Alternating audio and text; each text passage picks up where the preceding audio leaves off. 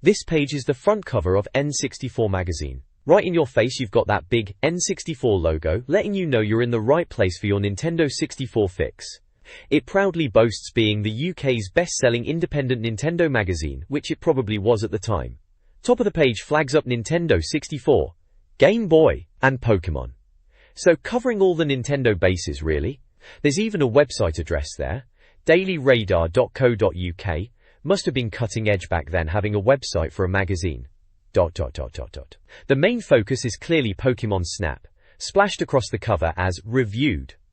There's a bloke in a red wig and Pikachu with a camera, classic Pokemon Snap imagery. It says pack your camera for a 3D safari on Pokemon Island, which is a pretty decent way to describe it. Ga.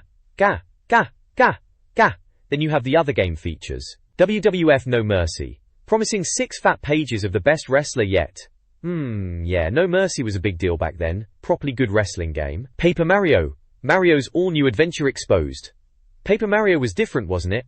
A bit of an RPG twist on Mario, pretty inventive for the time. ISS 2000, gripping RPG mode revealed. ISS International Superstar Soccer, not really an RPG, someone's got their genres mixed up there, but still, a solid footy game. Bory. Down at the bottom corner, Planet Game Boy Perfect Dark Plus. Ooh, Perfect Dark on the Game Boy Color? Crikey, they really squeezed that one onto the handheld, didn't they? The original and best Game Boy mag inside, it says, referring to the included supplement, bit of a boastful claim. There's also a Win Game Boy Color banner, and a little picture of a globe with arms and legs playing a controller, bit odd. And a Look section with a ratter, telling you to flip up your free Game Boy companion to see the other great games inside. Freebies on the front cover always tempted you in. Bottom right corner says, September 2000, issue 45, and it cost £3.25. Blimey, magazines were pricey even then, weren't they? So yeah, pretty standard N64 mag front cover for the time. Pokemon and wrestling games were always going to shift copies. This page is the welcome page to issue 45 of N64 Magazine from September 2000. It's boasting that it's Britain's best-selling independent Nintendo magazine, and at 116 pages it's a pretty hefty issue, even back then. It's got the usual editor's letter from Andrea Ball, titled Say Cheese. She's talking about Pokemon Snap, which had come out fairly recently, and how it's all about taking pictures of Pokemon. She also mentions WWF No Mercy, the wrestling game from THQ, and Paper Mario, saying there are previews and details inside. Always with the hype these mags. Best N64 wrestler yet, we'll see about that. Down the side, there's the staff list, all the usual names like Mark Green and Steve Jalim, and the contributor list, featuring Kai Woods. Good old Kai. There's the standard subscription info, if you were still posting checks back then, and legal bits and bobs. At the bottom it's plugging the next issue, out on Thursday the 31st of August, teasing some big feature, and telling you to jump to page 112. Gotta keep you hooked, don't they? And there's the globe mascot they used to have, bit cheesy looking back, isn't it? This page is the contents page for issue 45 of N64 Magazine, back from September 2000. Goodness, where did the time go? It's got the usual rundown of what's inside. Looks like Newsdesk is kicking things off on page 10 with a chance to win 15 grand and some kind of tour with Mew. Always with the Pokemon hype back then. Coming soon on page 16 is teasing secret Nintendo releases, very intriguing. Then we're straight into game previews. Pokemon Puzzle League on page 16, something about Tetrachu. Can't quite remember that one. Banjo-Tooie on page 17, they're calling it Rare's prettiest game to date, and complete with sausages. Typical Rare humor, I suppose. F1 Racing Championship gets a look in on page 18, being touted as an F1 WGP beta? Bold claim. Moving on, the N64 Arena section starts on page 46, that'll be the usual UK reviews and ratings. Pokemon Snap is on page 48, Professor Oak's Bizarre Photo Quest, that was a quirky one. Kirby 64, The Crystal Shards is on page 54, Can the Marshmallow Blob outcute Yoshi? They do love their comparisons. Importerino is on page 58, for all those Japanese and American games we were always curious about. Not they. Then we get into the proper game features. StarCraft 64, on page 58, C&C via Star Trek. Sounds a bit of a strange mix, but alright. Fighter Destiny 2 on page 60. The best beat-em-up on N64? Another strong claim, we'll see about that. Rally Challenge 2000 on page 63. South Peak's take on V-Rally, trying to muscle in on the racing scene. Bomberman 64. The second attack on page 64. Attack or a cack? Find out here, always with the daft questions. Finally, the regular bits. Information station on page 22, UK, and import charts and game discounts. Issue 46 preview on page 112. November's issue is apparently going to be a stormer. And N64 feet on page 114 for Pokemon musings. Maybe they're not just a bunch of pretty faces. Bit deep for Pokemon. Oh, and a mention of Perfect Dark on Planet Game Boy on page 33, Joanna Dark on the Game Boy. Wondering if she still makes the grade. Loads going on as usual then. This page, right then, looks like the start of a new issue, yeah, the Future Look section. Right on the cover we've got Paper Mario, finally getting a proper look at that Flatboy stuff. Looked quite interesting at the time, a different style for Mario. And then ISS 2000, that's International Superstar Soccer, they used to call it Millennium. Always good for a kickabout with your mates. Wondering if it's really the world's greatest striker though, bit much isn't it? Then down below, Club 64, that's the reader's bit, letters and that, starts on page 67. How to beat the Villa in Perfect Dark. Always handy those tips. Perfect Dark was a beast of a game back then, proper challenge. Big splash in the middle for WWF No Mercy, the hardiest, most muscle-bound game ever made. They're really going for it, aren't they? Page 26 for that. Down the side, Tips Extra and Dr. Kit's Game Clinic, getting your gaming problems sorted on page 80 and 85. Game On, 6 choice cuts, no idea what that is, page 86. I'm the Best and Skill Club Millennium for proving your skills, page 88 and 92. Directory, the lowdown on every N64 game, page 96 for that massive list. Back issues and subscriptions on 106 for if you missed anything. And finally, haven't they grown? Mario Family Photos, page 108, sounds a bit odd. September 2000 issue number 5. Looks like a decent issue coming up. This page is all about future N64 titles, called Future Look, trying to get us all excited for what's coming. The big game splashed across the page is Paper Mario. Looks like Mario's back in a proper RPG. Remember Super Mario, RPG on the SNES? Well, this is in a similar vein apparently, with a quirky papercraft style which looked pretty unique back then, even if some of us were a bit unsure at first. They are talking about Mario having a Goomba mate, and Bowser rocking his clown car again, which is always a laugh. Apparently Mario goes a bit bonkers in Koopa Village too. They've got screenshots showing battles and overworld exploration, looks like turn-based combat, classic RPG stuff. There's mention of 7 stars from the original Super Mario RPG, so that's a nice nod for the fans. And bizarrely, they mention minigames, and something about a girlfriend for Toad, who knows what that's all about. The Infoburst section confirms it's from Nintendo, 128 meg cart size, just 1 player, Rumble Pack support, and it's due out in autumn for us. October for the UK, and autumn again for Japan. Anticipation rating is maxed out with 5 red blobs, so they are clearly thinking it's going to be a big one. Then there's a little box for ISS 2000 saying, role-playing details revealed, and giving it an 8 out of 10 rating. Not much else to go on there, but they must be pretty confident in it. And at the bottom they are pushing the coming soon section on page 16 for more new games. Standard magazine stuff really. This page is all about Paper Mario, right then. It's got a big title splashed across it, Paper Mario flipping great. They're making a point that even though we love Mario Golf and Smash Bros, we still need a proper Mario adventure, princess rescuing and all that. So here's Bowser up to his old tricks again, nicking Peach for the 8th time apparently. Bless him, persistent if nothing else. It says Paper Mario is a role-playing game, a follow-up to the Super Mario RPG on the SNES, or SNES as some people say. It's got battles and puzzles, and you'll stumble into a bad guy and have turn-based fights.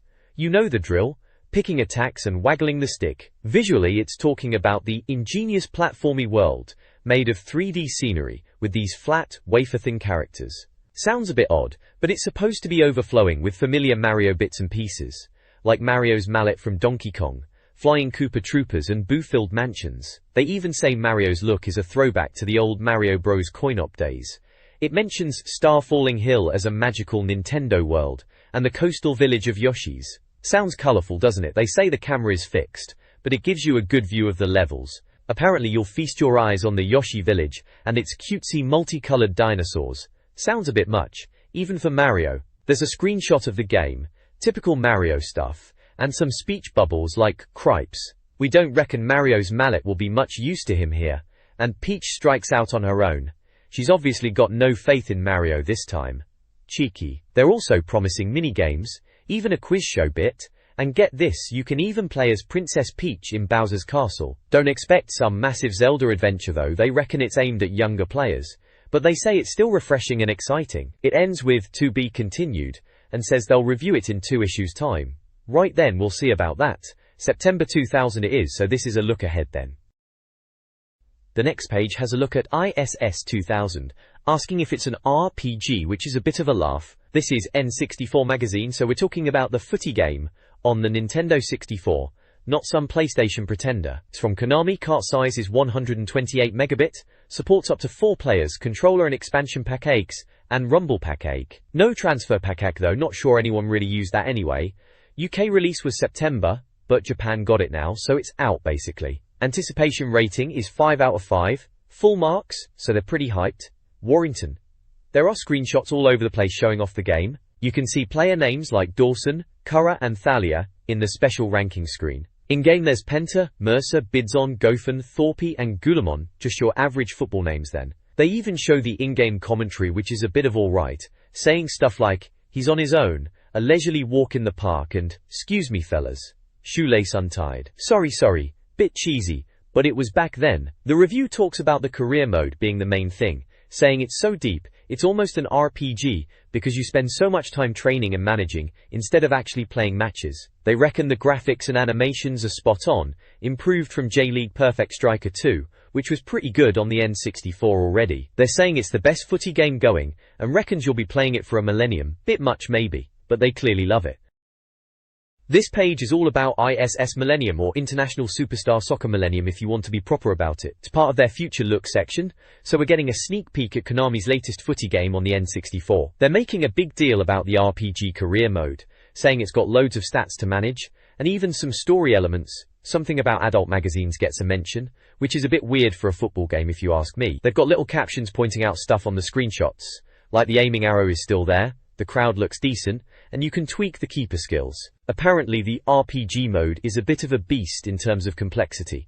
Graphically, they are banging on about the crispness, which for the N64 and ISS, yeah, it was always a looker. It sounds like it's packed with modes too, the usual suspects like Euro Cup, World League and then training, special scenarios, penalties, pre-season matches and this big RPG career thingy. They're promising a full review next month, September 2000, when it actually comes out, so this is more of a heads up. And Brian, whoever he is at the end, reckons it's a full millennium's worth of footy, which sounds a bit over the top, but we'll have to wait and see. September 2000, issue 9 of the mag, good times. This page is from the news desk section, looks like the Planet 64 part of the magazine. The big news is all about Pokemon going musical, can you believe it? Apparently they're putting on a live Pokemon show called Pokemon Live, over in the States, starting in New York at the Radio City Music Hall, which is a pretty grand venue, then moving to the Pepsi Arena. They're saying it's got Ash, Pikachu, Misty, and even Team Rocket, all doing their thing live on stage. I can only imagine what a live-action Pikachu is going to look like. Probably just some poor bloke sweating in a giant yellow suit. They also mentioned the Pokemon Championship 2000, which was doing a tour around the UK. It looks like they were hitting up places like Belfast, Dublin, Cardiff, Southampton, Manchester, Bristol, and Sheffield throughout August. If you turned up with your Game Boy and Pokemon Red, Blue or Yellow, and had saved your game at a Poké Center, these Nintendo helpers would plug you into a machine and you could download Mew, that elusive 151st Pokemon. Back then, getting Mew was a proper event, no internet downloads then, you actually had to go somewhere. It was all part of the Pokemon craze that was still absolutely massive at the time. Good times. This page is shouting about a GoldenEye competition, calling all GoldenEye masters, asking for folks to share a slice of a £15,000 prize pot at the UK Console Championships. Apparently N64 Magazine is sponsoring the GoldenEye bit, which is pretty cool as it was DHE multiplayer game back then. They are holding regional heats in Cardiff, Glasgow, Leeds and London throughout August and September. To enter you had to visit their website or call a number and put down a tenner deposit. They reckon you can become one of the best gamers in the world, which is a bit of a boast, innit? Then there's a Pokewatch section, talking about Pokemon costumes, Pokesuit, and Poke-Cum Lord. Seems like you could get your hands on Pokemon costumes from the US. And Hasbro are apparently retiring some Pokemon beanies, bit of a frenzy for those, apparently. They're also saying Pikachu is now the Doctor of Pokemon, which is a bit daft, but hey, it's Pokemon, power. There's a Dolphin Speak section, labeled Security, about the new Nintendo Dolphin, which we now know as the GameCube of course. It's moaning about piracy, and how N64 cartridges were harder to copy than CDs and DVDs. They're saying the Dolphin is going to use some fancy microscopic perforations on the DVD to stop pirates. Sounds a bit complicated, but they were worried about piracy even back then. Finally, there's a tips helpline section with a big phone number. N64 Tips Helpline. You could ring them up for tips on games like Perfect Dark, Donkey Kong 64, Zelda, Ocarina of Time, Pokemon Stadium, GoldenEye 007, Jet Force Gemini, Super Smash Bros., and WrestleMania 2000. They say they're open 8 AM to 11 PM, 7 days a week, and calls cost £1.50 a minute. Bit pricey for a phone call back in the day, especially if you were stuck on a tough bit in Ocarina of Time. This page has a few bits and bobs, starting off with a warning about dodgy Pokemon cartridges, Pokemon Gold and Silver to be precise, saying they're already popping up on auction sites even though they weren't even out yet. Cheeky counterfeiters using fancy printing gear apparently. Then there's a bit about the Pokemon movie 2000, heading to the States, and a bizarre mention of Donna Summer and Weird Al Yankovic being on the soundtrack, which is a bit of an odd combo if you ask me. Moving down, there's a Space World preview section which was always exciting. It's talking about RPGs stealing the limelight and Nintendo's Games Expo. Space World, kicking off in Tokyo in August, seems like ages away when you're reading this. Nintendo are apparently getting their new Game Boy Advance games ready, and they've recruited loads of gamers to playtest them, paying a $5 an hour. Not bad for playing games early. They're mentioning Secret of Mana as a classic RPG, which everyone knew back then on the SNES was a proper gem. Also, Mario Tennis on the Game Boy Advance is mentioned, and another RPG called Magical Vacation, due next spring. They seem quite hyped for it because it's by Brownie Brown, a Nintendo subsidiary, and folks who worked on Secret of Mana. And then there's the big one, Mother 3. They mention it was originally planned for the N64, but might be a GBA launch title. HAL's coders are supposedly working on it, and it's maybe the final Mother game. They're even saying, we'll believe Mother 3 exists when we pick up our copy from the shop, which is the classic gamer skepticism about vaporware. Especially with Mother 3 back then, it was a bit of a running joke if it would ever actually come out. Then over on the right we have N64 Mag taken hostage. Sounds dramatic. It's about a Perfect Dark launch party that Nintendo UK put on in London. Apparently it started as a fancy do at the Kensington Hilton, but then data-dying thugs turned up, which is quite a commitment to theming, and herded everyone into vans to a darkened warehouse with dry ice and gunfire sound effects. Bit over the top, but hey, it's Perfect Dark. They mention multiplayer deathmatches on a cinema projector, and they discovered the hidden PD cheeses from rare team members, and are sworn to secrecy, but reckon there's no cheese-related cheat in the game maybe. Which sounds like they're teasing something. The pictures show blokes in balaclavas, and a shot of Joanna Dark, so it ties into the Perfect Dark theme nicely. This page showcases some new Pokemon tat I suppose. First up, there's a Pokemon keyring light, which is basically a keyring with a little light on it, shaped like a Pokemon. Apparently it's for finding your keyhole in the dark, which is a thrilling prospect. Rue. Then we have Pokemon dog tags. These are going for that military vibe like army-style dog tags but Pokemon-themed, obviously. They mention Pokemon Stadium, the N64 game, and that these are aimed at poker fans. Bit strange to have army dog tags for Pokemon, but there you go. They are pushing the idea you can wear them under your Pikachu costume. Right then. Warrington Dorchestra. Next is the Pokemon Mix and Match digital watch. This one's described as something you can happily play with. It's a digital watch where you can swap out the straps and faces, featuring Pikachu, Squirtle, and Charmander. They are comparing it to Polly Pocket, which is a bit of a stretch, but I see what they're getting at. Moving on, there's the Pokemon Beach Adventure. This is a little toy set, like a miniature beach scene in a case, with little Squirtle and Poliwag figures. Sounds a bit like those Polly Pocket sets again, come to think of it. Tidon! After that, we have the Pokemon Sticker Treasure Kit. This is a sticker set in a box, and apparently when you open it you're meant to feel like you're digging up treasure, but you just find sand and stickers. Bit of a letdown it sounds like. Use Squire. Finally, there's the Pokemon Battling Coin Game. These are golden coin nuggets with Pokemon designs on them. It's supposed to be a game where you spin the coins and match the edges. They reckon they are about the size of a £5 coin, and that they're incredibly precious. They don't sound that precious to me, but each to their own. They think they won't be as popular as trading cards, which is probably a safe bet. Hedges. And right at the bottom there's a competition, asking which line Tom Cruise said in Jerry Maguire. Show me the money, show me the honey, or show me the monkey. You have to send your answer in on a postcard or sealed envelope to N64 Magazine in Bath before August 28th. The address is there, if you're interested, and apparently, no multiple entries are allowed. This page in Retro World is taking a trip down memory lane, looking back at some of the old-school Nintendo games. At the top left there's a bit called Shigsy Shocker. Apparently Shigeru Miyamoto actually confirmed that the Dolphin, which we now know as the GameCube, would have online capabilities. Blimey, that was a big deal back then. Online gaming on consoles was still a bit of a novelty. Next to that there's Want Some Free Stuff, offering readers the chance to win a Mirage controller just by visiting a website and registering. They're being all secretive about the secret code you need to access the offer, but eventually they spill the beans and say it's N64. Bit of a giveaway really, wasn't it? Warrantic.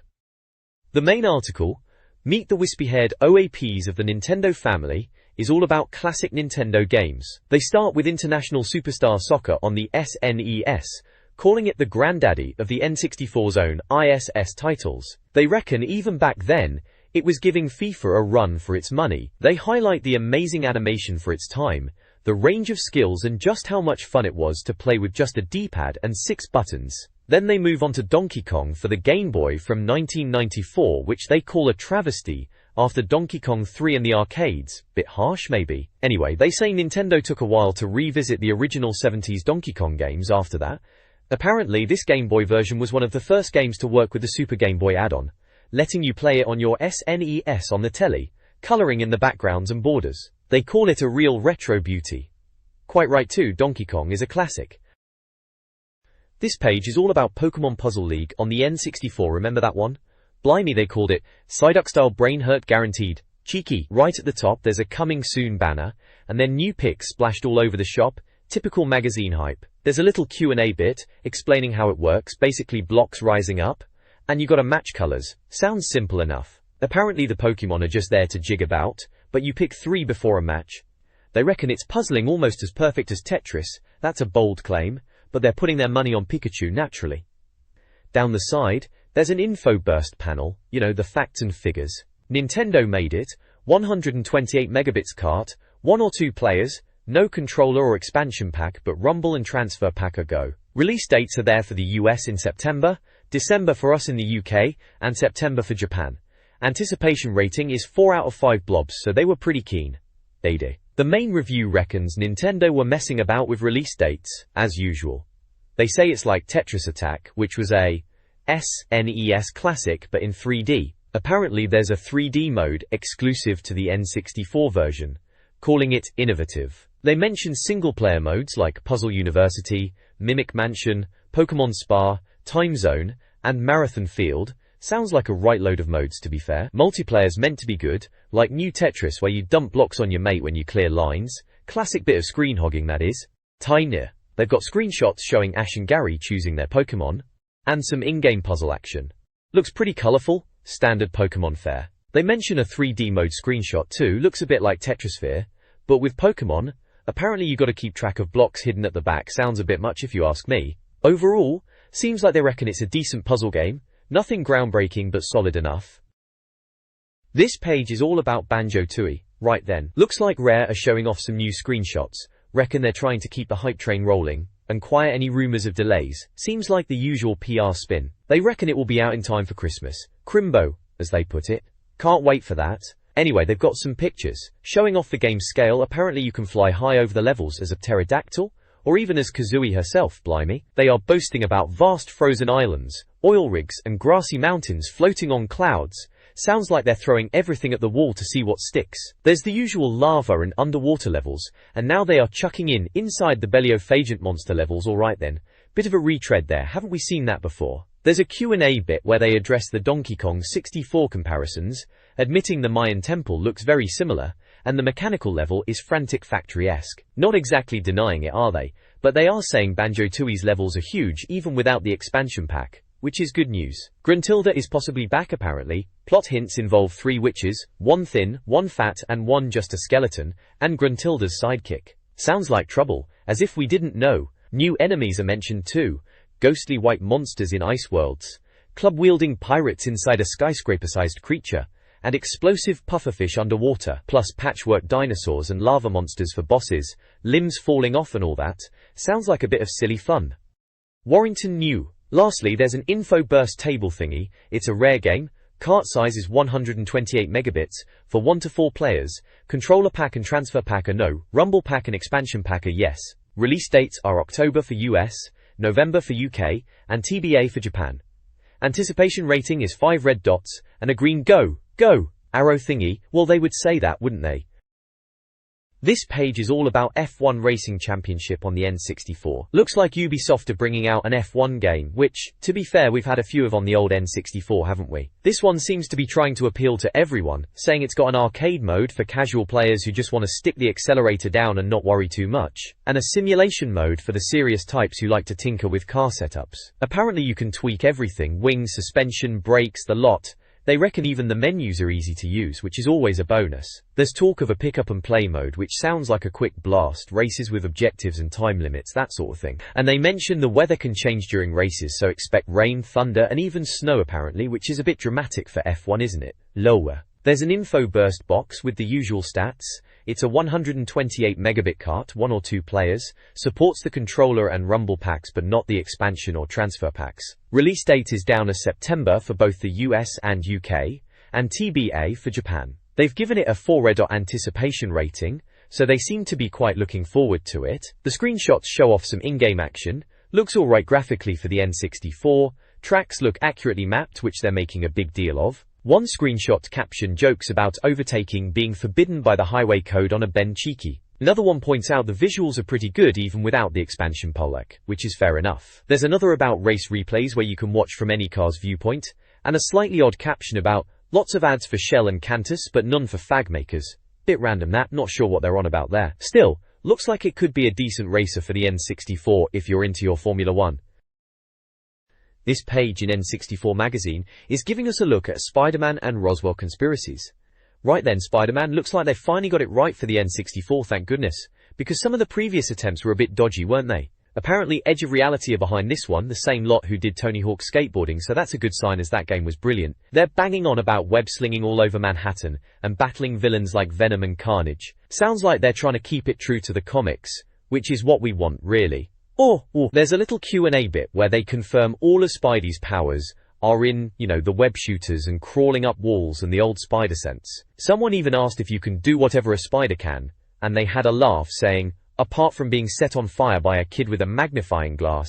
Cheeky. The info burst box says it's coming from Activision, 128 meg cart, 1 player, rumble pack and transfer pack support but no expansion pack needed. Due out in autumn, so not too long to wait. The anticipation rating is right up there too, which is fair enough, it does look promising. Then we have Roswell conspiracies, aliens, myths and legends. Right, this one's a bit different. Seems to be based on some TV show, never heard of it myself, about aliens and conspiracies.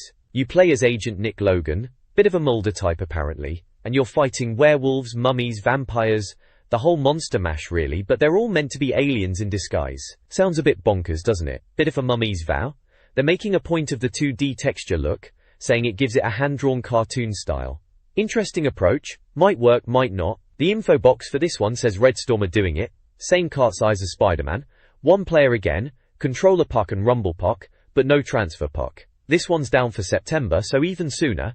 Anticipation rating is a bit lower than Spider-Man, but still decent. They're talking about the Global Alliance who you play as, secret alien hunters, police, soldiers, FBI agents and even the SAS. Expect some dodgy British accents then. Apparently it's not too violent, more cartoonish violence, knocking out monsters rather than proper gore, aimed at youngsters apparently. And there's loads of levels, around 40 spread over 6 different areas, sewers, train stations, spaceships and all that.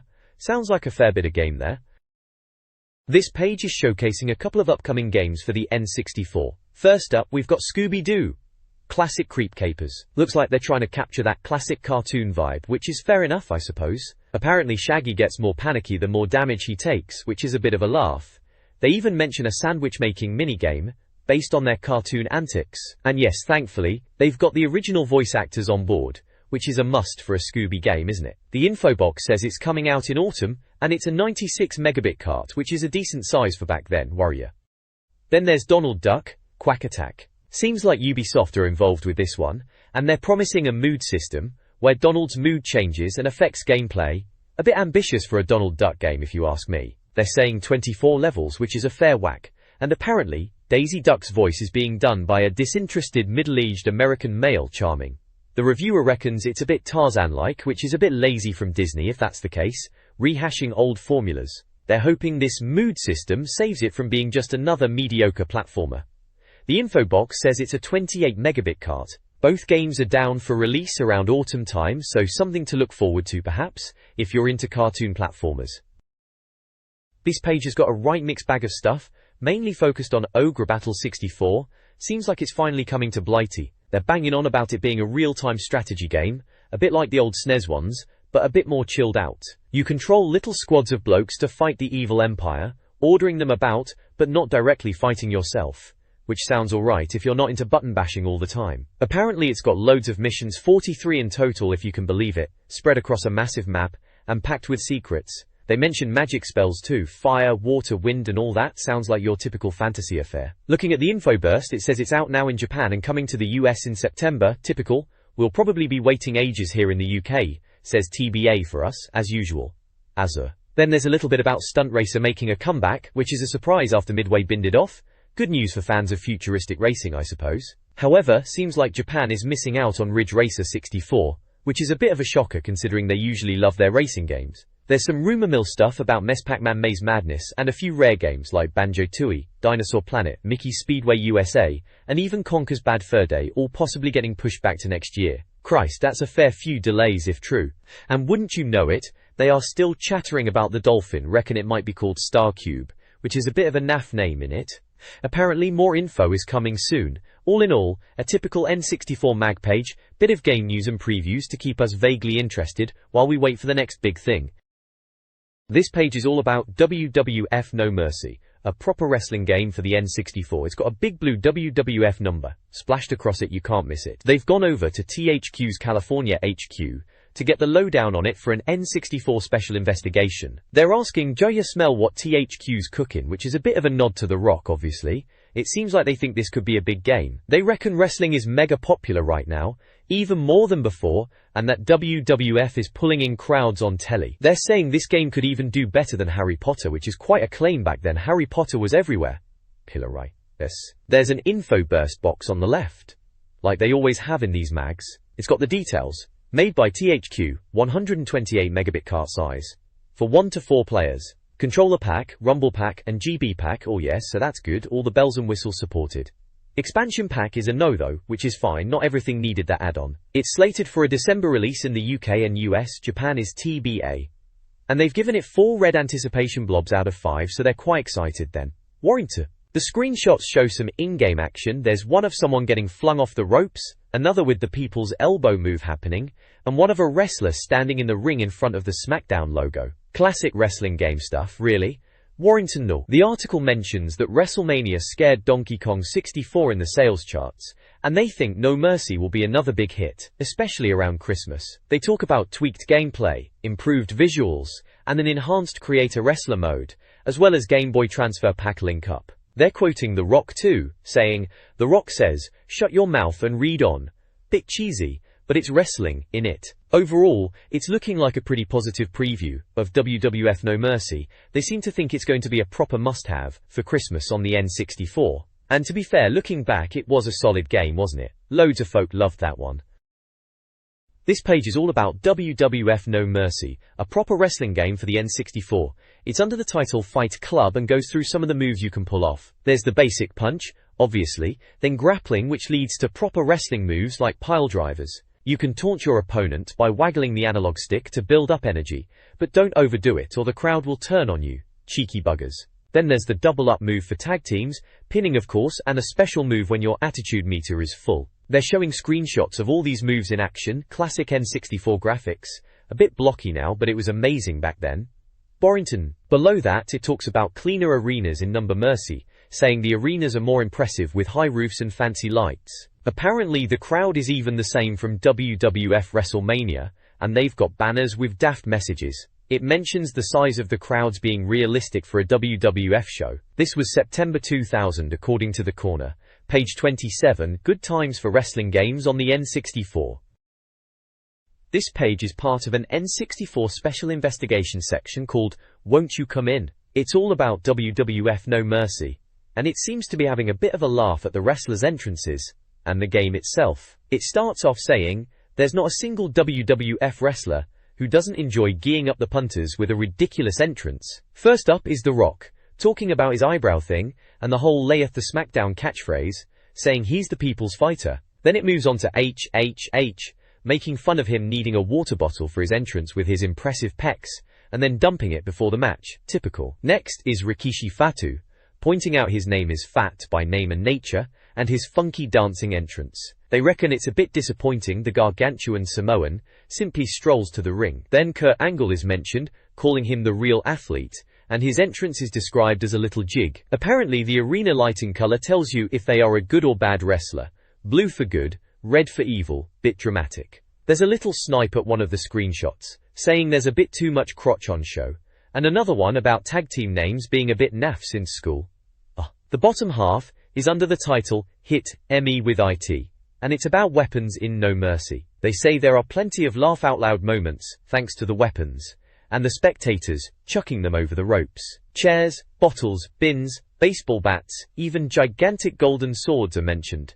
Apparently, if you hold B you can do a deadly overhead blow. They've turned off ring-outs to give more time to batter opponents with weapons. Classic N64 wrestling chaos. They also mention weapons don't vanish when dropped, and opponents can nick them off you, making it a sweaty grasp with ease. Sounds like a right old laugh, especially with your mates. This page is all about WWF No Mercy on the N64, a proper wrestling game back in the day. It's titled Grudge Match, and it's showing a fight between The Rock and Kurt Angle. Jeff Fowler.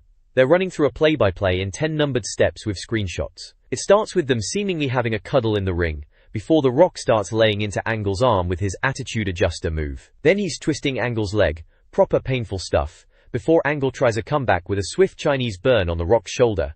Bit tame really. Then, classic Rock, he punches Angle in the groin, right where it hurts, and Angle's left flailing about, a bit embarrassing for him. The Rock throws Angle out of the ring, nicely done, and then Kurt gets counted out but manages to get back in just in time for another beating in the corner. Finally, The Rock just lays into Angle and pins him for the win, a 3-count fall. Match over. There's a little bit on the side called REDOR Deddy, talking about blood in the WWF games. Apparently WWF WrestleMania 2000 had fountains of blood which they were initially impressed with, but then they realized it was removed for the European version. Typical. They're saying this No Mercy game is from the US version because it has blood, and there'll be none of that in the UK version. At all. Ever. A bit dramatic, lads. This is all part of an N64 special investigation in the magazine, dated September 2000, page 29. Good times wrestling games on the N64 No Mercy was a proper classic. This page in N64 Magazine, issue 45, is doing a special investigation on WWF No Mercy.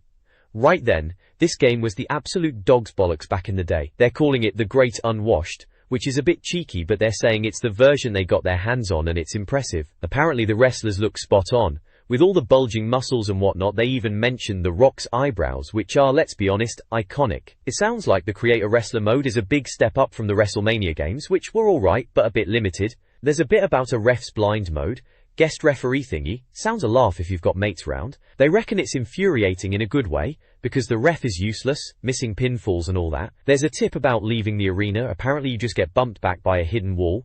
Typical N64 glitch, but we loved them, didn't we? They're even pointing out how good Kurt Angle looks showing off, and say it's worth a 2-count, proper wrestling lingo there. And they mention a replay glitch that they reckon will be sorted by December, showing they are looking into the nitty-gritty stuff. Pros. They're not kidding about the violence either, calling it not for the faint-hearted. They describe wrestlers trembling after getting their heads smashed in, bit much perhaps, but that's what No Mercy was all about. They even make a joke about it being exactly what you wanted to hear.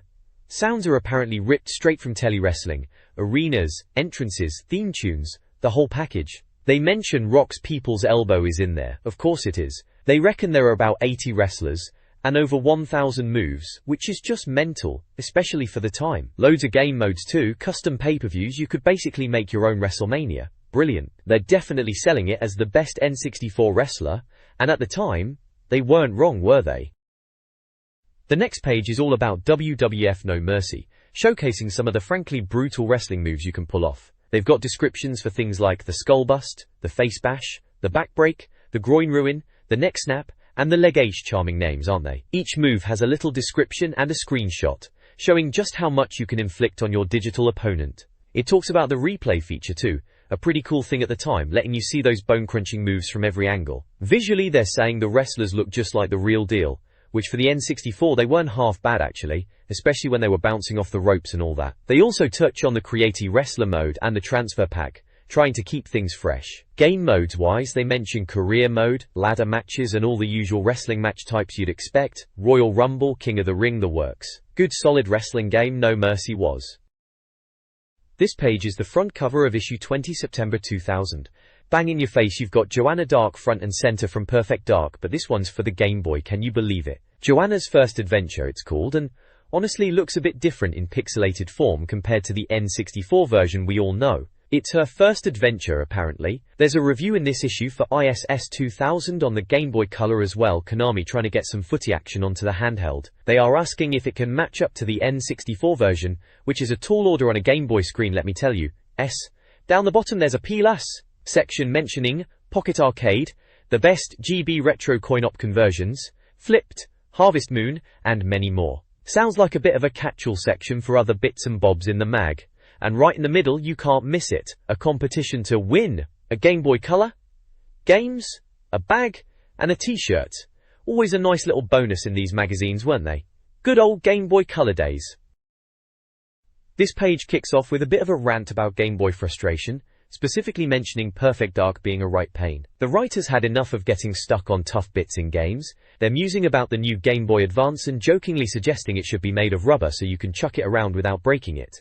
Or even better, change color when you're angry at it. Bit of a silly idea really, about the console changing color, depending on your mood. They mention it's being unveiled at Space World in Tokyo, and sign off as Martin Kitts, the editor. Then there's a piece called My Name Was Neo, which is all about the Neo Geo Pocket sadly biting the dust. Apparently it didn't last long in the West, only about a year after launching over here. They reckon it's a shame as it had some decent games like Match of the Millennium and Metal Slug. If you've got a Neo Geo Pocket, they recommend picking up some cheap games now while you can. They compare Match of the Millennium favorably to beat 'em ups on the regular Game Boy.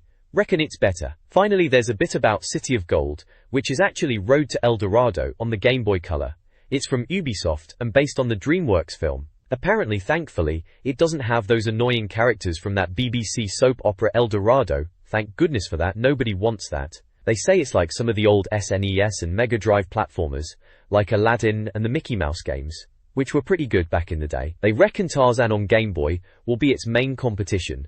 They've had a quick go and think it looks visually good, comparing it to Activision's Tarzan game. They'll review it properly in the next issue, but they've stuck some screenshots in here to give you a taster.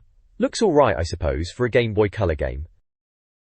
This page is about Harvest Time, which is Harvest Moon 2 on the Game Boy. It mentions that it's a fully translated version, except for the Japanese title screen, which is kind of cool. They say it's like a classic sequel, and bigger than the original, with more characters and even pineapples growing in a forest. Which sounds a bit odd, doesn't it? They mention you can raise sheep and chickens, and that the farm is bigger. There's a bit about a healing spa in the woods, and a lake to stock with fish. They say it's coming out in October, and they'll review it properly in a couple of months. Then there's a competition to win driver swag, celebrating the release of some top games including Martian Alert and Driver. Infogrames, bless them, sent in some Mission Impossible IMF backpacks as prizes. 2 of the bags have a t-shirt, mini bag and copies of Mission Impossible, Martian Alert and Driver. The special third one has all that, plus a Game Boy Color. To win you have to answer a question about Driver, and come up with a tiebreaker. The question is, what's your character's excuse for ram raiding and taking on gangsters? The multiple choice answers are A. It's okay I'm a cop. B. It's okay I've got a note from my mum. And C. Hey! Back away people. I have a weapon. For the tiebreaker you have to say in less than 25 words what vehicle you'd use as a getaway driver, and why. You have to send your answers on a postcard to the N64 Magazine address in Bath. Good luck to anyone who entered back then, I suppose. This page is a review of Perfect Dark on the Game Boy Color. And blimey, they've given it full marks, 5 stars. It's called Your Ultimate Buying Guide at the top, so they're really selling it. Right then, so it's about Joanna Dark, special agent, before she was proper famous on the N64. Apparently this Game Boy version is all about her training and finishing her mission before the N64 game even starts. Sounds like a prequel then, clever stuff. They talk about stealth, target practice, and memorizing light sequences, classic training mission stuff. They mention Mink Hunter as the bad guy, running some illegal cyborg factory in the jungle. Sounds like a bit of Metal Gear Solid on the Game Boy, which wasn't a bad thing at all back then. Giga. They reckon it's challenging, especially finding all the hidden bits, so it'll keep you busy for ages. They point out the graphics are chunky, but that's Game Boy Color for you, innit? They say it's a great companion to the N64 Perfect Dark, and doesn't have an 18 certificate, which is a bit of a dig at the mature themes of the N64 version, I suppose. Down at the bottom they've got bonus games, bits you unlock, there's target range, sounds like a shooting gallery for practicing your aim. Driving, where you're Joanna driving a vehicle causing chaos, they say she can even shoot while driving. Mental, sniper rifle, old school sniper action, reload after every shot, like those JFK assassination conspiracy theories, they joke. Boss battle, helicopter battles, like Jet Force Gemini, another rare game of course. And finally Assault, which they compare to Operation Wolf, that arcade shooter, soldiers running at you, and boxes for ammo. Sounds like a decent bunch of extras to keep you going after the main game. Overall, they're really rating this Perfect Dark Game Boy Color game, calling it one of the best games of the year. For a handheld version of Perfect Dark, it sounds pretty impressive for the time, to be fair. This page is a review of Perfect Dark on the Game Boy Color, which is a bit of a surprise to see on the humble Game Boy after the N64 version. It's all about the multiplayer side of things, they reckon, and they're banging on about modes like Counterforce, where one player is the bad guy protecting a hostage, Deathball, which sounds like footy with guns, and Flag Runner, capture the flag basically. Or, apparently if you slog through the single player you unlock characters for deathmatches, and they're all much of a muchness in terms of health, takes 1 or 2 shots to kill. You can even swap these characters using the infrared port, which is a bit of a gimmick, but hey, it was the future back then. Lee, there's a bit about linking your Game Boy up to your N64 with the transfer pack to unlock cheats on the Game Boy game, like infinite ammo and cloaking devices. Sounds like a bit of a faff to be honest, but completionists would lap it up. They've also got a bit about the violence, saying it's surprisingly graphic for a Game Boy game and full of gore. Crazy gore hounds, they call rare, which is a bit strong, but it's definitely pushing the boundaries for what you'd expect on a handheld. They're making a point about how unexpected it is to see this sort of thing on the Game Boy after the N64 version was given an 18 certificate, which is fair enough. Times were different then, weren't they? Borinter. There's a box outtrolling secrets unlocked and multiplayer stats for maps, modes, characters and extras. Looks like there's a fair bit to unlock in this then. And there's a little note about Joe hopping into a rubber dinghy, and some robotic spider boss being easier than the chopper boss. Sounds like typical Perfect Dark fare, even on the Game Boy. This page has reviews for a couple of Game Boy titles, WCW Mayhem and ISS 2000. WCW Mayhem, from EA, is a handheld version of the N64 wrestling game. The reviewer reckons it's simple enough, just button bashing really, but it's got the auto-fring brawling, which is a bit of alright. They've trimmed down the moves from the N64 version but kept the chair smashing and the street fighting. Apparently the viewpoint is like a security camera, which is a bit different. They mention it's not got much depth gameplay-wise, but it's decent enough for a handheld wrestler. They've given it a 3 out of 5, and the screenshots show Goldberg and Savage squaring off, and then Sting versus Hart. There's also a character select screen showing Sting, highlighting his finisher move is the Scorpion Deathlock, Jacko Whack. Then there's ISS 2000 from Konami, a football game. They say Konami usually packs these games with loads of modes, and this Game Boy one is no different, offering a full tournament and mini-league, so fair play to them. You can tinker with team tactics, and even play in the rain in one of 6 international stadiums. They do say it might be a bit easy, saying it's hard to lose the ball, which sounds a bit dull if you ask me. Still, they gave it a 4 out of 5. Screenshots show some match action, and the game settings, where you can fiddle with game time and rules and all that. They point out some German player called Giga with silky skills, and mention the keeper Garn. Looks alright for a kickabout on the go. This page has reviews for a couple of games on the old Game Boy, proper retro handheld stuff here. First up, Austin Powers. Crikey, who thought this was a good idea? Apparently someone at Rockstar did, bless them. It's 25 quid, on cartridge, and only in black and white, released last August. The reviewer is proper laying into it, saying it's like trying to make a game out of Windows, which is a bit harsh, but I can see their point. They reckon it's like a bad Pac-Man and some shareware rubbish. There's a screenshot showing some weird maze thing called Mojo Maze, and another one that looks a bit like Pac-Man but with Austin Powers' head. They've given it a single star. Ouch. Then there's Roland Garros French Open. This one's from Cryo, also 25 quid, but you can save with a password, and it's out now. They mention Mario Tennis is coming soon on the N64, and this Game Boy one might get ignored. It's a simple tennis game, arcade style with cartoon players. The controls are easy enough, and the graphics are cute, they say. There are some bonus courts that are a bit different from the usual tennis greens and reds. They reckon Mario Tennis will still be better, mind you, but this one gets a decent 3 stars. There are screenshots of the tennis gameplay, looks pretty basic, proper Game Boy graphics. They say the different court types don't look that different, haha, and they mention the computer players are demons, probably cheating little pixels. This page is all about Pocket Arcade, looking back at classic arcade games that have made their way onto the Game Boy. It kicks off by reminding us the Game Boy has been around since '89, and because it's fairly simple tech, loads of those old 80s arcade games ended up on it. The article wonders how these conversions stack up to the original arcade machines, especially for younger gamers who might not have even seen them in their heyday. First up is Defender. Talking about the arcade version from 1980, they reckon Defender was a proper expert-level game back then, really different to Space Invaders and all those. Apparently, the controls were a nightmare joystick and a separate button for direction. They say it was dead tense, and the electronic noises would set your teeth on edge. Then for the Game Boy version in '98, they say the controls are much easier now, which is a relief. Graphics are smaller and harder to see, just red lines on a black screen, but sound is good with headphones, and you get Juice thrown in as a bonus, another game by the same bloke, Eugene Jarvis. They give the original Defender a classic rating of 4 out of 5, and the Game Boy accuracy 3 out of 5. Next is Pac-Man. They're saying Pac-Man was massive in the arcades, everyone knew Pac-Man. Proper icon, like Lara Croft or Mario but yellow and round. For the Game Boy Pac-Man in '99 they're well impressed, saying it's a pixel-perfect copy of the arcade game, shows a decent chunk of the maze on screen too. Apparently the ghosts behave just like they should, and they even mention that famous level 256 bug that crashes the game, saying the designers even included it. Classic rating for Pac-Man is top marks, 5 out of 5, and accuracy also 5 out of 5. So it sounds like Pac-Man on the Game Boy is the real deal, proper arcade in your pocket.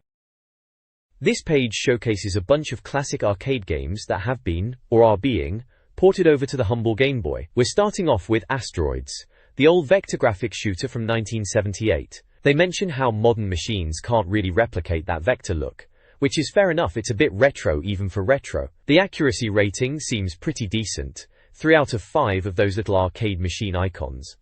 Then there's Bubble Bobble, a complete classic from 1986. It's described as a great 2-player arcade game. And they're right, it was brilliant fun. They're saying game designers should know this game, which is probably a bit of a stretch for a Game Boy conversion, but the arcade original was top tier. The classic rating is a solid 4 out of 5. Next up is Bionic Commando from 1987, Capcom's platform shooter, where you use a grappling hook instead of jumping. They mention it being an impressive arcade game for its time, and converting it to the Game Boy is no simple task, which again is fair. They point out the NES version was alright, so there's hope for this Game Boy one. Moving on to Marble Madness from 1984. This one was a bit different, a rolling ball game controlled by a trackball in the arcade. The Amiga version got close apparently, but they're questioning if a D-pad can really do it justice. Accuracy rating is only 2 out of 5 of the little Game Boy icons, which isn't brilliant. Worryingly. Then we get into the Game Boy specific titles. First is Asteroids for Game Boy from 1999. They're saying it's more like the sequel Blasteroids, and the Asteroids name is a bit misleading. You can play the original via a cheat code, but the screen is too small apparently. Accuracy is only 2 out of 5. TBA. There's Bubble Bobble on Game Boy from 2000, and it sounds like a bit of a disaster. Dinosaurs, Bubbles, Bullies. It's not really Bubble Bobble as we remember it. They kept the same graphics scale, which means you only see a tiny portion of the screen, which sounds terrible. They're saying the physics are wrong, and the bubbles don't float right. Accuracy is a miserable 1 out of 5. Finally, Marble Madness for Game Boy, also 1999. They say the graphics are faithful, which is something at least. But unfortunately the D-pad isn't great for it, and there's slow down and poor controls, which ruin it. Accuracy is also pretty low at 2 out of 5. Overall, it's a bit of a mixed bag of arcade conversions for the Game Boy. Some seem okay, others sound like they've completely missed the point. Accuracy scores aren't amazing across the board, and it sounds like some of these Game Boy versions are going to be a bit ropey. This page is a guide to some proper Game Boy classics: Bubble Bobble, Tetris DX, and Blaster Master. Bubble Bobble's got loads of level codes, going all the way to level 60, which were crucial back then if you wanted to jump ahead. There's even a password screen. Very old school. Tetris DX gets a mention for its attract mode, Apparently it was a showcase for the Game Boy Color's graphical prowess, a bit like Yoshi's Story later became for the Game Boy Advance. And then there's Blaster Master, another Game Boy gem, with passwords listed to help you get further in. Goodness knows we needed these codes and passwords back then, before games reliably saved progress. This page is from the guide section, looks like. We've got some bits and bobs for a few games here. Chew. First up, Crazy Castle 4. Remember that one? It was alright, a bit of a platform puzzler on the Game Boy. They've got level codes here, probably for those kids struggling to get through it. Looks like they're giving us part 1 of the codes, saying part 2 is coming next month. Handy for anyone stuck, I suppose, although these days you'd just look it up online in a second, wouldn't you? Then there's Harvest Moon. Harvest Moon on the Game Boy. That was a proper chill-out game, wasn't it? Farming on a handheld. Who'd have thought it? They're giving some head start tips, like choosing the female character for some reason and naming her with a heart symbol. Bit weird, but if it works, it works. And something about special tools, hammers and axes and sprites in caves. Sounds like your typical Harvest Moon, getting your farm going. Finally, we've got a high scores section. Pokemon Pinball is first, unsurprisingly. Those scores are massive. Zamir Bandali and Josh Matthews are up there. Then Mario Deluxe, James Holt and David Noble leading the charge there. And Tetris DX, a proper classic. Alan McMonagle seems to be cleaning up on Tetris, good on him. Game & Watch Gallery, 3 scores at the bottom, Jonathan Denny and Simon Garner. And they want more scores sent in. Remember sending off your high scores to magazines? Those were the days. This page is the Game Boy Gallery section, right in the middle of the mag. It's all about showing off readers' snaps taken with their Game Boy cameras. Remember those weird little things? They gave away a Joytech Action Pack as a prize for the best one, which was a pretty decent bit of kit back then if you were into your Game Boy Color or Pocket. Looking at the pictures, they're proper loafy, grainy black and white stuff, as you'd expect from the Game Boy camera. There's a winner at the top which they reckon you can see Mario wearing a turban if you turn it upside down. Classic. Then there's all sorts of oddness. One of them is meant to be a Spandau Ballet tribute band audition. Another is a vampire from Mansfield Bit Random. Someone sent in a picture of a dodgy-looking face they call Mutant Mickey Mouse from Hell, which is a bit much. And someone else has done a Jamiroquai Underground video recreation, which is quite clever, I suppose. They're calling them freaks and muties, which is a bit harsh, but I guess it's all a bit of fun. The whole point was to get creative with the Game Boy camera, point it at something daft and send it in. It was a good laugh at the time, seeing what weird stuff people came up with. They even printed an address to send your pictures to in Bath if you fancied your chances in the next issue. Good times. This page is a right proper splash page for the latest N64 games. Blimey, look at that massive arena title. They weren't messing about back then, were they? Right up top we've got Pokemon Snap, with that bloke from the game holding a camera and Pikachu. Pikachu and pals smile and say cheese, it says. Yeah, good fun that game, bit different from the usual Pokemon battling malarkey, more about taking snaps of the little critters. Page 48 for that review apparently.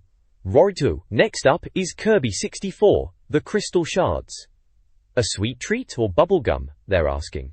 Classic Kirby, colourful and bouncy, good for a bit of platforming fun. Page 54 if you're interested. There's a little box telling you not to forget the import arena for games from America and Japan. Remember all that hassle to get your hands on games before they came out here? May. Then we've got StarCraft 64. After Command & Conquer's half-hearted attempt, war, can Blizzard's sci-fi war sim deliver the goods? Bit of a dig at Command & Conquer there, cheeky. StarCraft on the N64. Ambitious port that was. Proper real-time strategy on console. Page 58 to see what they thought.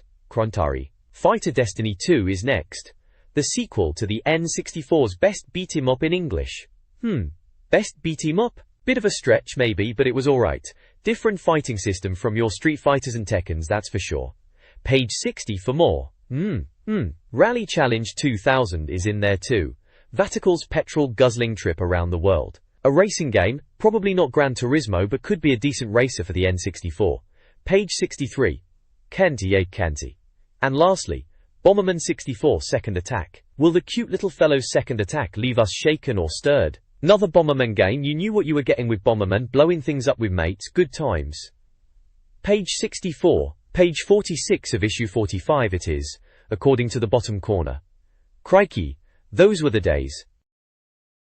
This page is all about how N64 Magazine does its game reviews, laying it all out for us. It's called Viewed, Rated and Completed. A bit dramatic, even for them. They reckon they're gaming experts, breaking games down clearly. There's a bit about essential information which they call Info Burst. using Metroid 64 inches as an example. Even though we all know Metroid on the N64 was never a thing in the end, typical. It lists things like cart size, player numbers, and what packs it uses. Controller pack, tick. Cartridge save, password save, expansion pack, rumble pack, transfer pack all crosses, meaning no to all those. It says when it's coming out in different places, and the cost, £40. Blimey Galo. Dela, Vanksaya, Vam, they go into the review breakdown, pluses and minuses, obvious enough. If you like this section, which is handy, if you're after something similar to the game they are reviewing, they use Mickey Mouse 64 inches as an example, saying it's like a Mario beating Mickey Mouseathon, whatever that means. Then they break it down into visuals, sounds, mastery, lifespan, and verdict each hour. The scoring is percentage based. 85% and above is star game, top notch. 84% to 70% is still good, well worth adding to your collection. 69% to 50% is perfectly playable, but nothing special. And under 50% sounds like a right bin fire, especially 19% 0%, which they call absolute wretched crud, charming. Finally, there's Team 64, showing the reviewers. Andrea Ball is there, apparently quiet but known to strike out with the stick, whatever that's about. Justin Webb is captivated by Headlight Like Blast. Mark Green is playing StarCraft 64, always a solid choice. Dark Mark is on Bomberman 64, another classic. Martin Kitts is on Pokemon Snap, as is Paul Edwards, Alan Madarell and Steve Jaleem, and even Mew the Cat gets a mention playing Pokemon Snap. Looks like they all got hooked on that one. Other games mentioned are Rally Challenge 2K, Kirby 64, and Fighter Destiny 2. Seems like a right bunch of characters. This page is all about Pokemon Snap, and right then, it was quite the oddity. Nintendo were proper pushing innovation back in the day, weren't they? Some ideas landed, some, like the Virtual Boy, well, less so. This article reckons Snap is one of the success stories, and I can see why. It was a bit different to catching 'em all and battling, wasn't it? More about taking nice pictures. The info burst box gives you the tech specs, 128 megabit cart, single player as you'd expect, no controller pack, cartridge save only, no rumble or transfer packs needed. Says it's out now in the US and Japan, and due in September over here in Blighty, costing £45. Blimey, games were pricey back then, Putax. There's a few screenshots dotted around. One shows Pikachu with balloons, calling it a masterful shot. Another with Jinx and Articuno, and they're praising the Rapidash shot too, saying they nearly got trampled. There's a bit about throwing apples to get Pokemon to do stuff, and some Bulbasaur shots being cute and Snorlax being a grumpy beast, which is fair enough. They reckon it's time to run from that one. Sounds about right. Pokemon Snap, yeah, it was a fun, chilled out game, good for a change of pace. This page is all about Professor Oak laying down the law for Pokemon photography in Pokemon Snap. Seems a bit dramatic, doesn't it? It's basically a guide to getting better scores in the game. Oak's rules are pretty straightforward. Be respectful to the Pokemon, get up close and personal for your shots, capture them doing something interesting rather than just standing there, use items like apples to get their attention, and understand that points are based on size, pose, and rarity. He reckons his judgment is final, so no arguing with the professor. Then a shoot. Warrington Norsa Happelsa Happelsa, Warrington Norsa Happelsa, Warrington Norsa Happelsa Happelsa Powton. There are screenshots from Pokemon Snap illustrating these points, showing examples of good and bad photos based on Oak's rules. At the bottom of the page, there are little speech bubbles with comments from the N64 Magazine team, talking about their favorite Pokemon in the game, like the Lax, which is obviously Snorlax, and the little foxes, which are probably Growlithe or Vulpix, and someone's wondering why a Growlithe looks miserable. It's a light-hearted little piece about getting the most out of Pokemon Snap, and it's from September 2000, issue 49 of N64 Magazine. Good times, good times. This page showcases a player's Pokemon Snap Safari album, like a little diary of their trip. It's spread over 4 in-game days, each with a screenshot and a little story about what happened. Day 1 starts at 7:30 AM, with the player remarking about Professor Oak suggesting they blend in with the surroundings, hence the pink and purple outfit, always good to coordinate for the photos, I suppose. The shot is of them in the safari vehicle, ready to go. Day 2 at 3:12 PM is all about chasing a Psyduck. Apparently it wouldn't stay still, so they had to use the turbo motors and pestaballs to get it in the river, which is a bit harsh on the poor duck if you ask me. The next shot at 3:13 PM is the result, a Psyduck sinking in the water after being hit by a pestaball, with the player admitting to feeling slightly guilty but also deciding not to show the professor that picture. Bit mean-spirited really, but look cool. Day 3 at 7:45 p.m. is about encountering a group of Charmander, described as a tribe. They seemed interested in the player's packed lunch and begged for food, so the player gave them apples. Screenshot shows a group of Charmander gathered around. Then at 8:22 p.m, more Charmander performing a ritual dance after consuming the apples, with the player joking about them not following him. Suppose they are more interested in the apples than friendship. Day 4 is 2:59 a.m. and the player is talking to a Psyduck, wondering if it's revenge for Pikachu and the earlier Psyduck incident. Says they are cornered in a cave, hungry and cold, and wishes they brought their Game Boy. Screenshot is a dark cave scene with a Psyduck. Below all that is the Pokemon Report section. It explains the aim of Pokemon Snap is to fill 63 picture slots in Professor Oak's report to improve it. It also mentions that details like location and score are recorded, and it's helpful for deciding which pictures to improve. There's a table of high scores listed, featuring Mew at the top with 9,840 points on Rainbow Course, then Jigglypuff, Pikachu, Charmander, Pidgey, Moltres, Zapdos, Vulpix, Graveler, and Electrode, all with their courses and scores. Classic high score table stuff. Everyone wanted to get their name up there, even if it was just your initials. This page is all about getting the most out of Pokemon Snap, focusing on these special monster moments for Professor Oak. They're giving us the lowdown on how to trigger unique shots. For the Jigglypuffs, it's about rescuing them from trouble to get a smile, and apparently they put on a show at the end of the level if you save them all. How sweet. For the Charmanders, it seems throwing a few apples brings out a whole bunch of them who'll perform a cute little dance. And then there's Graveler, where you need to knock them off a cliff to get them doing their Graveler dance. Bit rough on the poor Graveler if you ask me. There's also a bit about Stick 'em Up, this feature in the Japanese and US versions, to get glossy prints at Blockbuster. Typical. We're not sure if we'll get it over here in the UK, probably another thing we'll miss out on. They're showing a PKMN report with a Zapdos picture, rated on special, size and pose. Seems like they're really trying to squeeze every last bit of replayability out of this game. Plenty of screenshots from the game and cartoon pictures of Meowth and Clefairy to brighten things up. It's all about Pokemon Snap tips for those of us still playing it back in September 2000. This page is all about Pokemon Snap, which was a bit of a quirky one for the N64, wasn't it? They're calling it Ready for His Close-Up, which is quite fitting really. It's basically a rail shooter, but instead of blasting aliens, you're snapping photos of Pokemon to impress Professor Oak. Sounds a bit tame now, but at the time it was a genuinely fresh idea. And the screenshots here show off some of the silly things you could capture. There are little boxes showing different Pikachu poses, like Pikachu on a stump, Balloon Pikachu, Surfing Pikachu, Pikachu on a ball, and even Pikachu on a bird. They're making a point of saying you can get big points for getting the right pose and hidden poses. Apparently, Pikachu on a stump is worth over 6,000 points if you get it right. Blimey! The reviewer reckons it's like being a cameraman in a bizarre nature documentary. Bit strong that, but I suppose in N64 terms with limited polygons it probably felt pretty wild. They mention you get apples to tempt the Pokemon and even Pestaballs and a flute later on to get better shots and new angles. Sounds like there was a bit more depth to it than just pointing and clicking, which is good.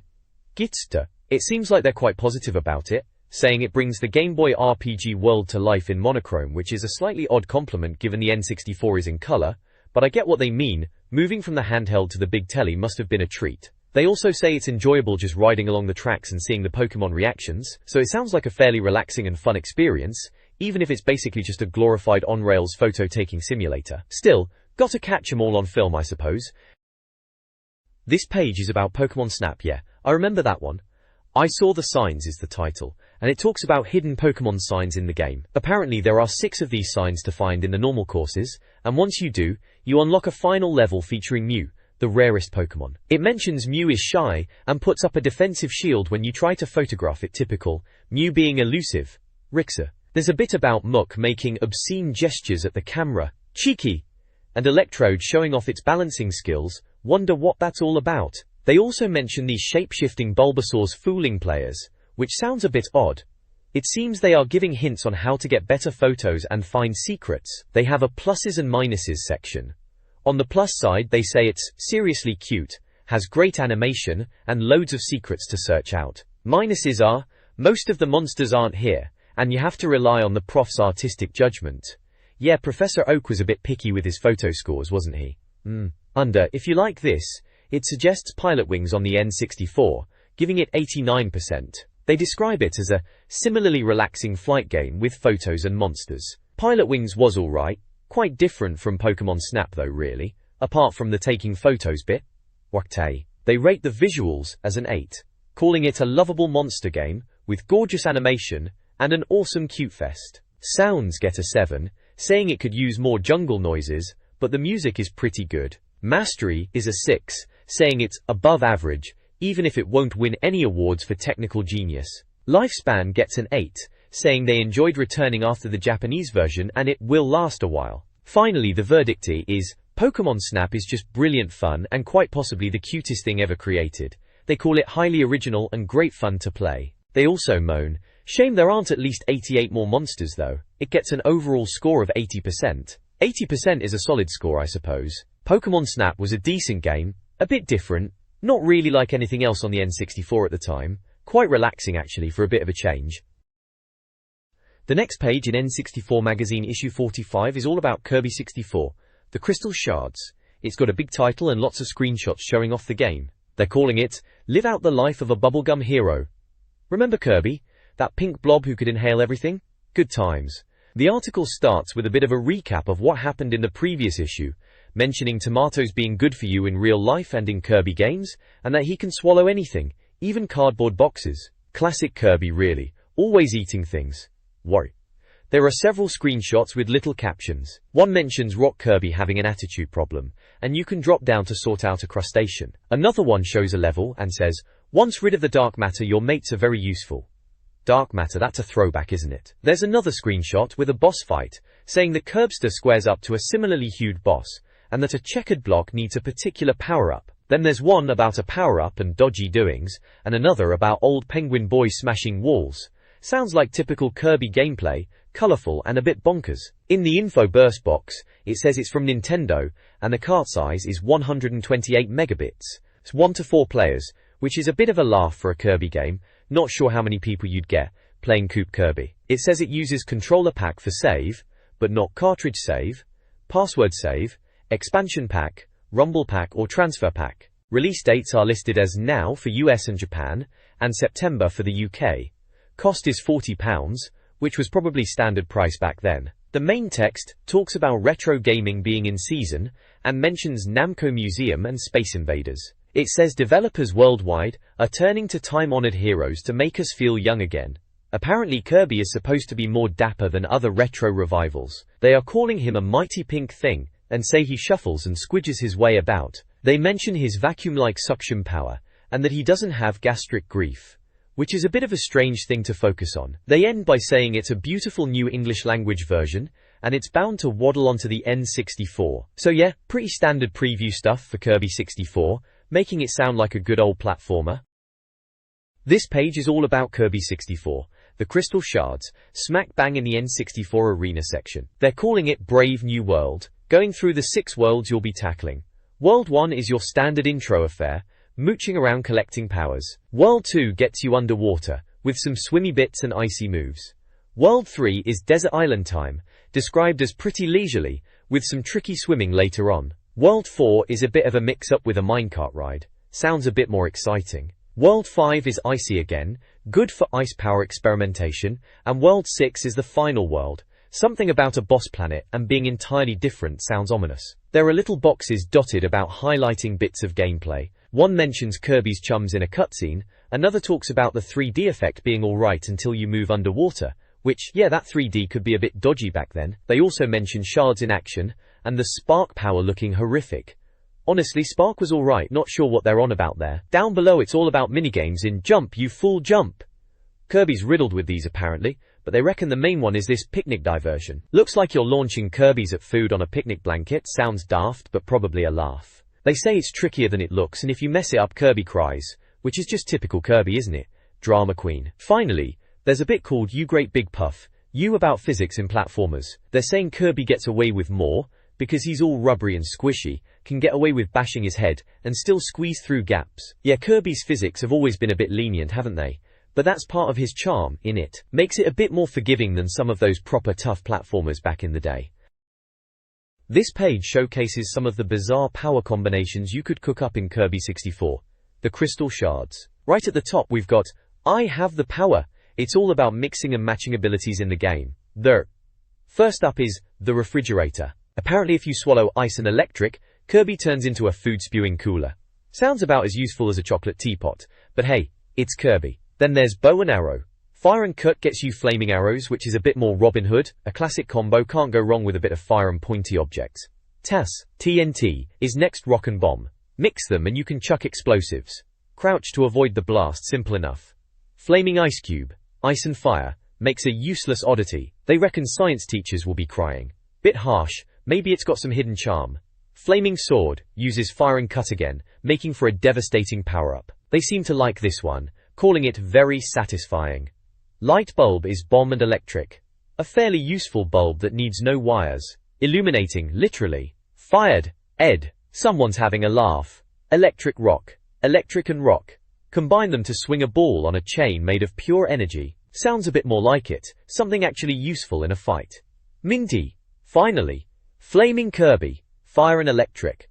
Mix these to set Kirby aflame. Sounds bad, but it sorts out the enemy nicely. Well, at least it's effective.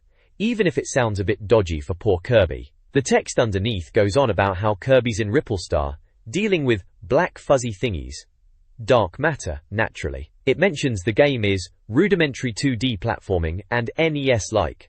They're not wrong, it's all very retro in feel, even for the N64. Easy to run through without messing with power-ups apparently, but these combos are there for a bit of fun experimentation. War in true.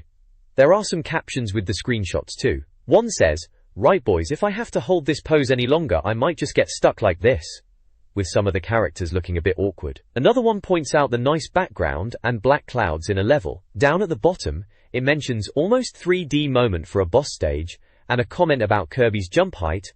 You say jump, Kirby asks how high. Yeah, Kirby games, they are what they are, a bit of light-hearted platforming with some weird and wonderful powers to mess around with. This page is an article reviewing Kirby 64, The Crystal Shards, and it's titled, "Oh dear, what can the matter be?" They're clearly having a bit of fun with the name, and the screenshots look rather jolly, very Kirby-esque. The article starts by setting the scene. Dark matter is causing trouble again, enlisting some odd enemies, like Maraca Man, who they seem quite taken with. Crabs that only move sideways get a mention, and apparently there's a scary green frog too. Sounds like typical Kirby fare, quirky enemies that are more charming than truly menacing. Quothping. They've got little sections pointing out specific level features. One mentions a ride with mates, crammed in tight. Another, a big bomb boss who'll be dealt with by Kirby's dreaded lobster attack. That sounds amusingly over the top, in a good way. Then there's a level where you select crayon colors, which they say is pleasing, and involves navigating paper worlds. It all sounds quite imaginative and visually interesting. Visually they're raving about it, calling Kirby so cute you could just eat him alive, and describing him as a tempting ball of bubblegum. Bit much perhaps, but they're clearly smitten with the graphics, praising the high resolution and postcard-style cutscenes, saying it's eye candy. They even compare the scribbled art style to something from Paper Mario, which was a big deal at the time, showing they're keeping up with the trends. Gameplay-wise, they mention it being easy for single players but good for multiplayer, with minute button mashing minigames. They talk about a checkboard chase, and a fruit-catching minigame, suggesting variety. There's a minigame about pressing A or B to jump which they find surprisingly difficult. Maybe they're just getting old and game-frazzled, as they jokingly put it. They hint at hidden depths and needing power combinations to unlock secrets, adding some replay value.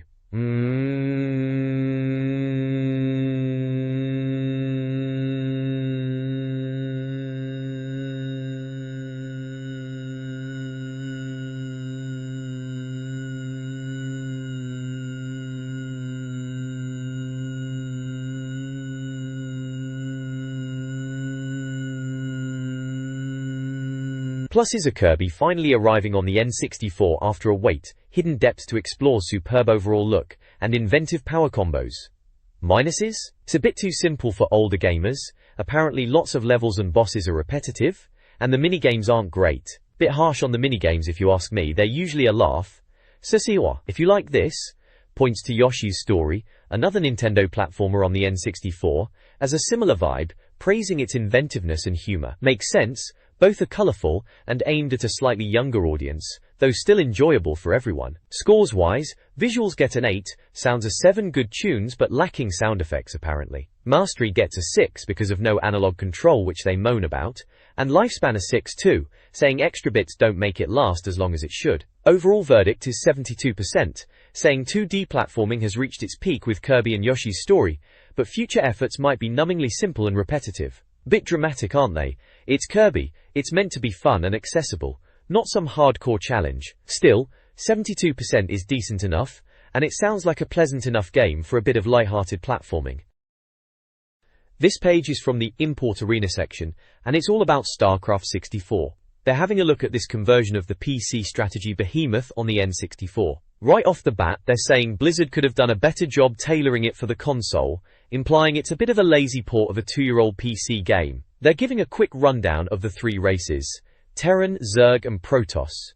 You know, the usual humans, bug-like aliens, and fancy space elves. They point out the Terrans are your standard run-of-the-mill humans, the Zerg are like Star Trek's Borg, nasty assimilating types who need this creep stuff to build on, and the Protoss are the advanced ones with shields and warping technology, making them a pain to deal with. The review isn't holding back about the controls. They're saying they're a nightmare, comparing it to Command & Conquer on consoles, mentioning dragging and dropping units is awkward, and even just scrolling the map is irritating. They also moan about the limited command queuing compared to the PC version, meaning you can't just set up a load of buildings in a row easily. Apparently, the AI is a bit daft too, with a story about troops refusing to follow simple instructions. There's a little info burst box with the game details. It's on a 128 megabit cart, supports 1 or 2 players, and controller and rumble packs are a no-go, which is a bit of a shame for Rumble. Password and expansion packs are also not supported. It was out now in the US and Japan, but TBA for the UK, and costing about $50, or roughly 35 quid at the time. Sounds like a bit of a letdown for a strategy game on the N64 then, not quite the PC experience they were hoping for. This page features a review of StarCraft 64, labeled as FT64. It seems to be focusing on the Zerg attack mission, which is mission 3, and gives a quick walkthrough. Basically, you start with a base, need to repair a bunker, get your SCV's mining minerals, build some marines, and then missile turrets as the Zerg are going to come knocking, and it sounds like they are bringing mates. The review itself is split into the usual sections. Visuals, notes the blurriness doesn't help. Sounds, mentions cute trooper war cries, but otherwise sound is scant, which isn't exactly glowing praise, is it? Mastery is a bit vague, saying it's ably converted in some ways, disastrously in others. Lifespan is a plus point though, with tons of missions and 2-player action. The pluses and minuses box says it's varied and enjoyable, with plenty of game for your money, and better than Command & Conquer 64, which is setting the bar low if you ask me. The minuses are that it's infuriatingly fiddly, the unit AI is iffy, it slows down when things get busy, and it's just not suited to the N64 bit of a mixed bag then. The verdict says it's a comprehensive conversion but annoyingly fiddly, and 2 years too late. They've slapped a 78% on it, which is alright I suppose. And if you like this, they recommend Command & Conquer 64 funnily enough, saying it's something for die-hard strategy fans only, and giving that a 75% back in the day on N64 Magazine, so they seem to be comparing the two quite directly.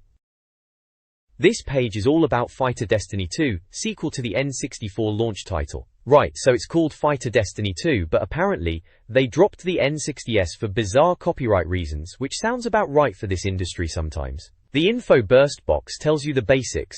Developed by South Peak Interactive, described as strategic flashy. It's a 96 megabit cart, 1 or 2 players, uses 3 pages on the controller pack hack, has cartridge save but no password save, no expansion pack hack, but does support the Rumble Pack Connect, gotta have that Rumble, in it. Transfer pack hack is a no-go too. It was out in the US and Japan already, but TBA for the UK, which is typical. Costs about 50 quid, which was standard price back then. Boris. The review itself says that if you liked the first game, you'll probably like this one, as the core mechanics are largely unchanged, which is fair enough. They talk about the point system being back, rewarding clever play. The reviewer mentions needing to master the different types of moves to beat tougher opponents, so it sounds like there's some depth to it. Looking at the screenshots, there's one of Pierre getting a wedgie classy. Another one mentions a clown character facing many choices in his lifetime, which is a bit ominous. There's also a roulette in one of the stages, and fighting on top of a building. they're highlighting the subtlety and finesse in the game design, which is a bit of a stretch, but okay. The lifespan bit talks about the variety of moves to master and facing different characters like Moyao and Cherry. Apparently, Rusty Robert the Robot is retired. Shame, liked him. They mention new fighters like Sayeki, who is a Ryuanabe, and Zeege, a German mountain of blue muscle, which sounds interesting. Essentially, it's Fighter Destiny 2, more of the same, if you like the first one, and want to master moves and face some oddball characters. Not exactly earth-shattering, but probably a decent fighter for the N64. This page is all about Fighter Destiny 2 on the N64, and they're calling it 6 of the best, showcasing 6 of the fighters. We've got Dixon, supposed to be a Brit wrestler type, with angry dyed hair, naturally. Then there's Pierre, the Frenchman, described as a crazy scary loon, with a big nose, bit stereotypical that. Kate is the supermodel turned scrapper, because why not? D-Dog is the funky fresh baller, a bit cringe but it's the year 2000 I suppose. Cherry is the mysterious no-lady character. And finally Federico, who apparently seldom makes friends at parties. Bit of a motley crew. They've got little blurbs about each character's background, all quite silly and tongue-in-cheek. The pluses and minuses box highlights the intelligent point system and variety of characters as good things, but says it's graphically dated and a bit of a button masher, which is probably fair. They're suggesting if you like Super Smash Bros, you might like this, which is a bit of a stretch. They're quite different games really.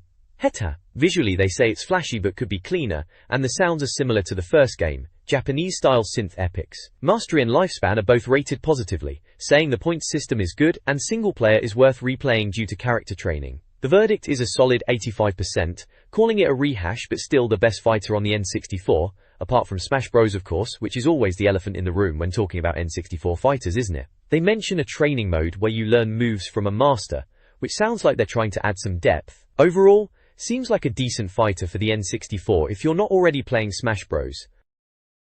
This page is a review for Rally Challenge 2000 on the N64, and blimey it doesn't sound like they were too impressed. The headline screams, "We'd rally rather not," which is a bit of a giveaway, isn't it? They reckon South Peak's attempt to jazz up rally games has failed spectacularly. Ouch. They've got sections titled Dazzling, Drizzling, Hassling and Puzzling, all being sarcastic about the game's features. Dazzling is about the awful headlight effects. Drizzling is about the dodgy rain looking like TV interference. Hassling is about the terrible dust and tire splash effects. And puzzling is about the cardboard cutout spectators, including someone doing the YMCA and an amazing floating dog. Sounds absolutely bonkers, doesn't it? The pluses and minuses box is pretty telling. Pluses are 9 reasonably lengthy courses and authentic handling. Minuses are quite a list. No 4-player mode, pathetic special effects, and a bigoted Americanized view of each territory. Sounds like a bit of a mess. They've got a box, saying if you like this, and it recommends Top Gear Rally 2, saying it's superb rallying with a top-notch random track generator, giving it a score of 64/38, 90%. Top Gear Rally 2 was pretty decent back then, mind you. Jerry. Then they've broken down the review score, with little numbered sections. Visuals get a 2 out of 6, saying awful presentation and uninspiring scenery. Sounds get a 5, which is surprisingly high, saying prepare for ear-bending from the world's most irritating passenger. Perhaps that's a sarcastic 5. Mastery gets a 6, stating 2.5-year-old Top Gear Rally 1 easily betters this. And lifespan also gets a 6, saying you'll be bored within a week or two. The info burst bit at the side gives the game details, like it's from Interactive Studios, a 128 megabits cart, 1 or 2 players, and uses 2 pages of controller pack memory. Password save is a no-go, expansion pack and rumble pack are a yes, transfer pack is a no. Looks like it was out in the US already, and due out TBA, in the UK and Japan, priced at $50, or about £35. The verdict is brutal. Consistently unexciting, Rally Challenge 2000 would have looked dated even as an N64 launch game. Instantly forgettable. And the score? A measly 61%. Ouch. Seems like they really didn't rate this one at all, and frankly, looking back, I don't remember this game much either. Probably for good reason. This page is all about Bomberman 64, the second attack, under the Import Arena section, so this is from back when we were all desperate to get our hands on Japanese games before they came out here, or sometimes if they never even made it out of Japan at all. They're calling it Bomb Diggy Diggy, Bomb Bomb Diggy Diggy, cheeky. there's a little info burst table that gives you the lowdown. Apparently it's from Vatican, which is a bit weird. Cart size is 128 megabit, standard 1 to 4 players for Bomberman, needing 3 pages on your controller pack, but cartridge save and password save are a no-go. Expansion and rumble pack are also not used, and no transfer pack support either. Release-wise, it's out now in the US and Japan, but TBA for us Brits, and costing about $50, or roughly 35 quid back then. Mad how much things cost back then for games, eh? The article itself reckons it's dangerous to think back to the golden age of gaming, when the SNES was king. They mention Hudson, who we know did Bomberman, trying to make a 3D single-player platformer that still feels like Bomberman. They're saying in Second Attack, which they previewed in issue 43, Bomberman seems to have taken a step backwards from Bomberman Hero. The story sounds a bit bonkers. Something about a new evil called Rookefelth, who is after 8 sacred elements, and Bomberman needs to stop him. Apparently there's a mysterious hottie gal called Lilith who shows up in the plot, and training mode is worth checking out because the gameplay changes a bit. They mention you can upgrade Bomberman's arms with guns and stuff, which sounds a bit out of place for Bomberman, doesn't it? They're talking about the boss fights, specifically the boss's fire attack, and some shop where you can customize Mr. Bombastic, give him a kimono and swords, and even a fake beard. Sounds like they're trying to add some quirky bits to keep it interesting. They also point out that bombs are a double-edged sword, as you can easily blow yourself up if you're not careful, which is classic Bomberman really. And apparently saving is only once a blue moon, which they say leads to frustrating repetition. Your sidekick Pommy is there too, causing chaos and stunning enemies for a bit. All in all, it seems like they're a bit on the fence about it. They say it's got its moments, but it sounds like it might be a bit frustrating in places, and maybe not quite the leap forward you'd hope for after Bomberman Hero. Still, it's Bomberman on the N64, so you'd probably give it a go, wouldn't you? Especially back then when N64 games were a bit thin on the ground towards the end of its life. This page is all about Bomberman 64, the Second Attack. It's taking us through the start of the game on planet Alcatraz, like a little walkthrough. They begin by saying, Bomberman wakes up in a cell after some sort of egg thing hatches, and this Pommy character, a right cute little fella, gets him his bomb-blobbing power back. Then it goes through the first few rooms, saying you'll be facing standard enemies, rats you need to bomb, and a stinky corridor with water levels. Apparently you have to be careful your bombs don't bounce back in that bit. There's also talk of trashing a machine to cross some electric floor, and then you come to the first boss. They make it sound like he's trickier than you'd expect, and you need to plant loads of bombs to beat him. There's a pluses and minuses bit. On the plus side, they mention the coupe, customization, and say it's pretty challenging in places. They even call Pommy cute and an honorary Pokemon. Bit much maybe? Minuses are that it's graphically basic, doesn't have enough save points, the bosses can be a pain, and Pommy's playable bits are limited. If you like this sort of thing, they recommend Rocket, Robot on Wheels by Ubisoft. Remember that one? Yeah, it was alright. A true 3D platformer. They reckon it's got more charisma than Bomberman and is more engrossing. Bit of a dig there, Glegor. The review sections rate visuals as basic, and textures as ugly. Sounds are described as dull synthy tinklings. Charming.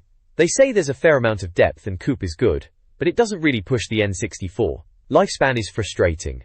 The verdict is pretty harsh, saying someone's relying on the Bomberman name to flog an average game, and it's missing the sparkle of the SNES games. Ouch. It gets a 52% in the end. Pretty damning really. Seems like they weren't too impressed with this one.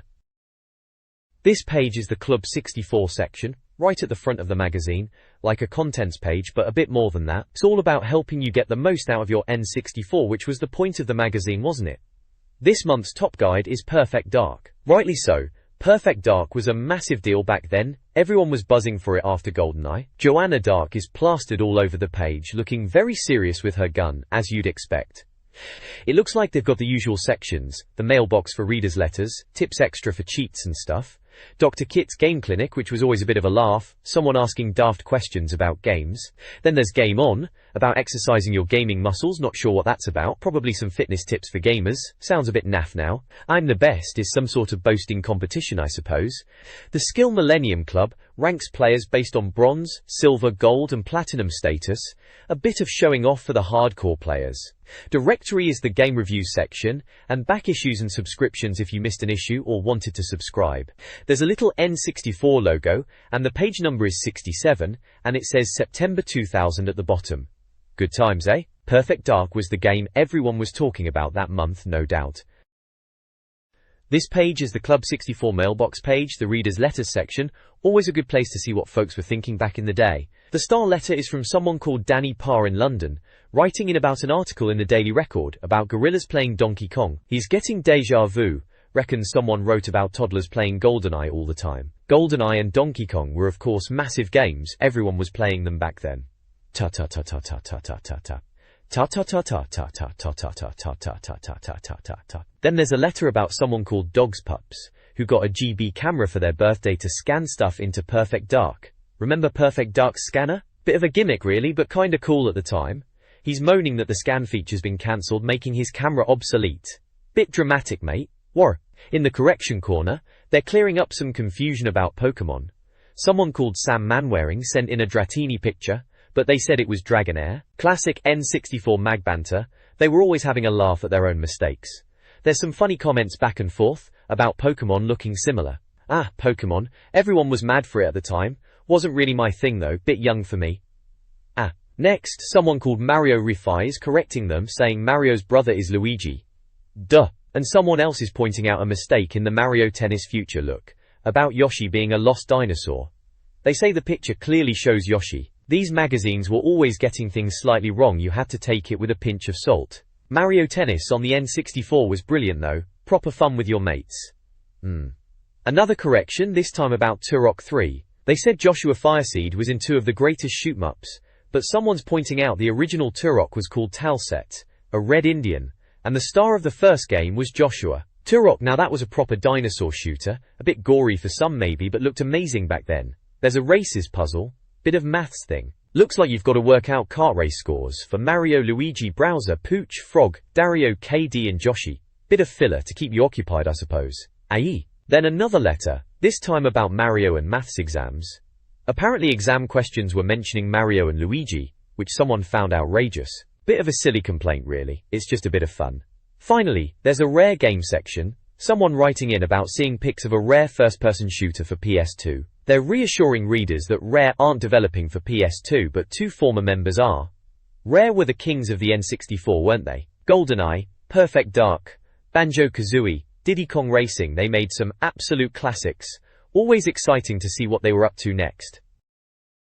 This page from Club 64 Mailbox kicks off with a bit about Timesplitters, mentioning that some of the ex-Rare team, the guys who did GoldenEye, are now at Free Radical Design and making this new shooter for the PlayStation 2. Sounds like it's trying to be a bit Doom-like, which at the time was still a big benchmark for first-person shooters, even on the N64. Then there's a reader, Shona from Sterling, writing in about Mario Party 2. She's annoyed because she read the review in issue 42, went to buy it, after seeing the June 2nd release date, only to find out it was pushed back to September. Ed, whoever Ed is, apologizes and says they get release schedules from Nintendo's UK lot, but even they change their minds all the time. It's a classic problem with game mags, you review stuff months in advance, and then things change. He does say Mario Party 2 is worth the wait though, which is fair enough, it was a decent party game. Game mags you review. Next up is a question about a Charmander picture in a quiz book. Reader Ollie reckons it's supposed to be Spot from the Munsters, but it looks just like a Charmander, only with different coloured eyes. He's wondering if it's an imposter, or just a mistake by the quizbook people. They've titled it, Imposter Separated at Birth, and ask if it's a long-lost Pokemon, or a mistake by N64. Bit of light-hearted fun, those Pokemon were everywhere back then. Warrington also has many. There's a section called Everyone Knows, where someone is saying Shigeru Miyamoto got the idea for Donkey Kong from watching Peter Pan, and that Link from Zelda also got his look from Peter Pan, with the green hat and tunic and pointy ears. It's a bit of a reach, but I suppose you can see some resemblance if you squint. Then we get into game ideas from readers. First up is Euro Hooligan 2000.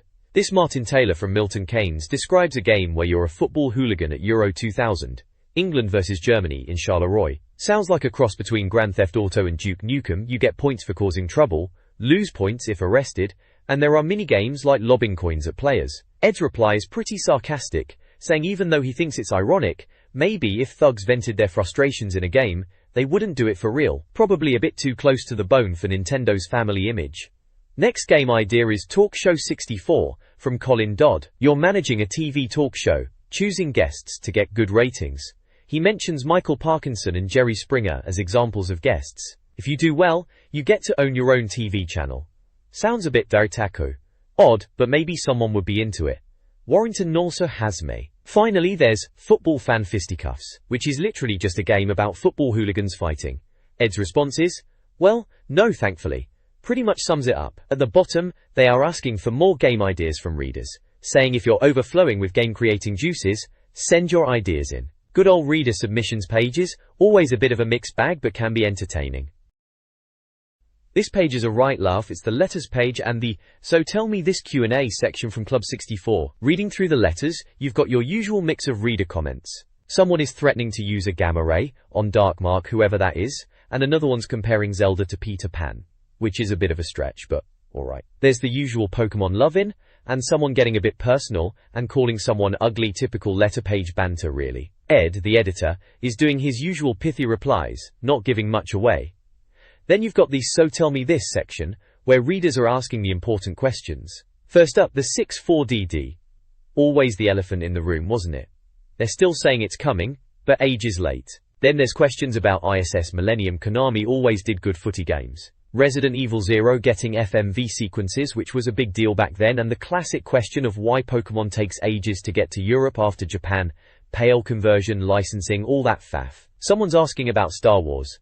Battle for Naboo for Rogue Squadron, which sounds promising, and finally a question about Dragon Sword from Interactive Studios, the Glover people. Apparently it's changed to be more combat focused. Shame if it lost the role-playing vibe they were going for. They haven't got a publisher for Dragon Sword yet, which never sounds good. Looks like a bit of a mixed bag of answers, some definite maybes, and not much concrete info, just the usual mag holding back a bit of info, I reckon. Oh, and there's a little drawing of Peter Pan, Tinkerbell and Link with his shield at the top, just to give it some visual flair. Pretty standard letters page really, keeping us in the loop.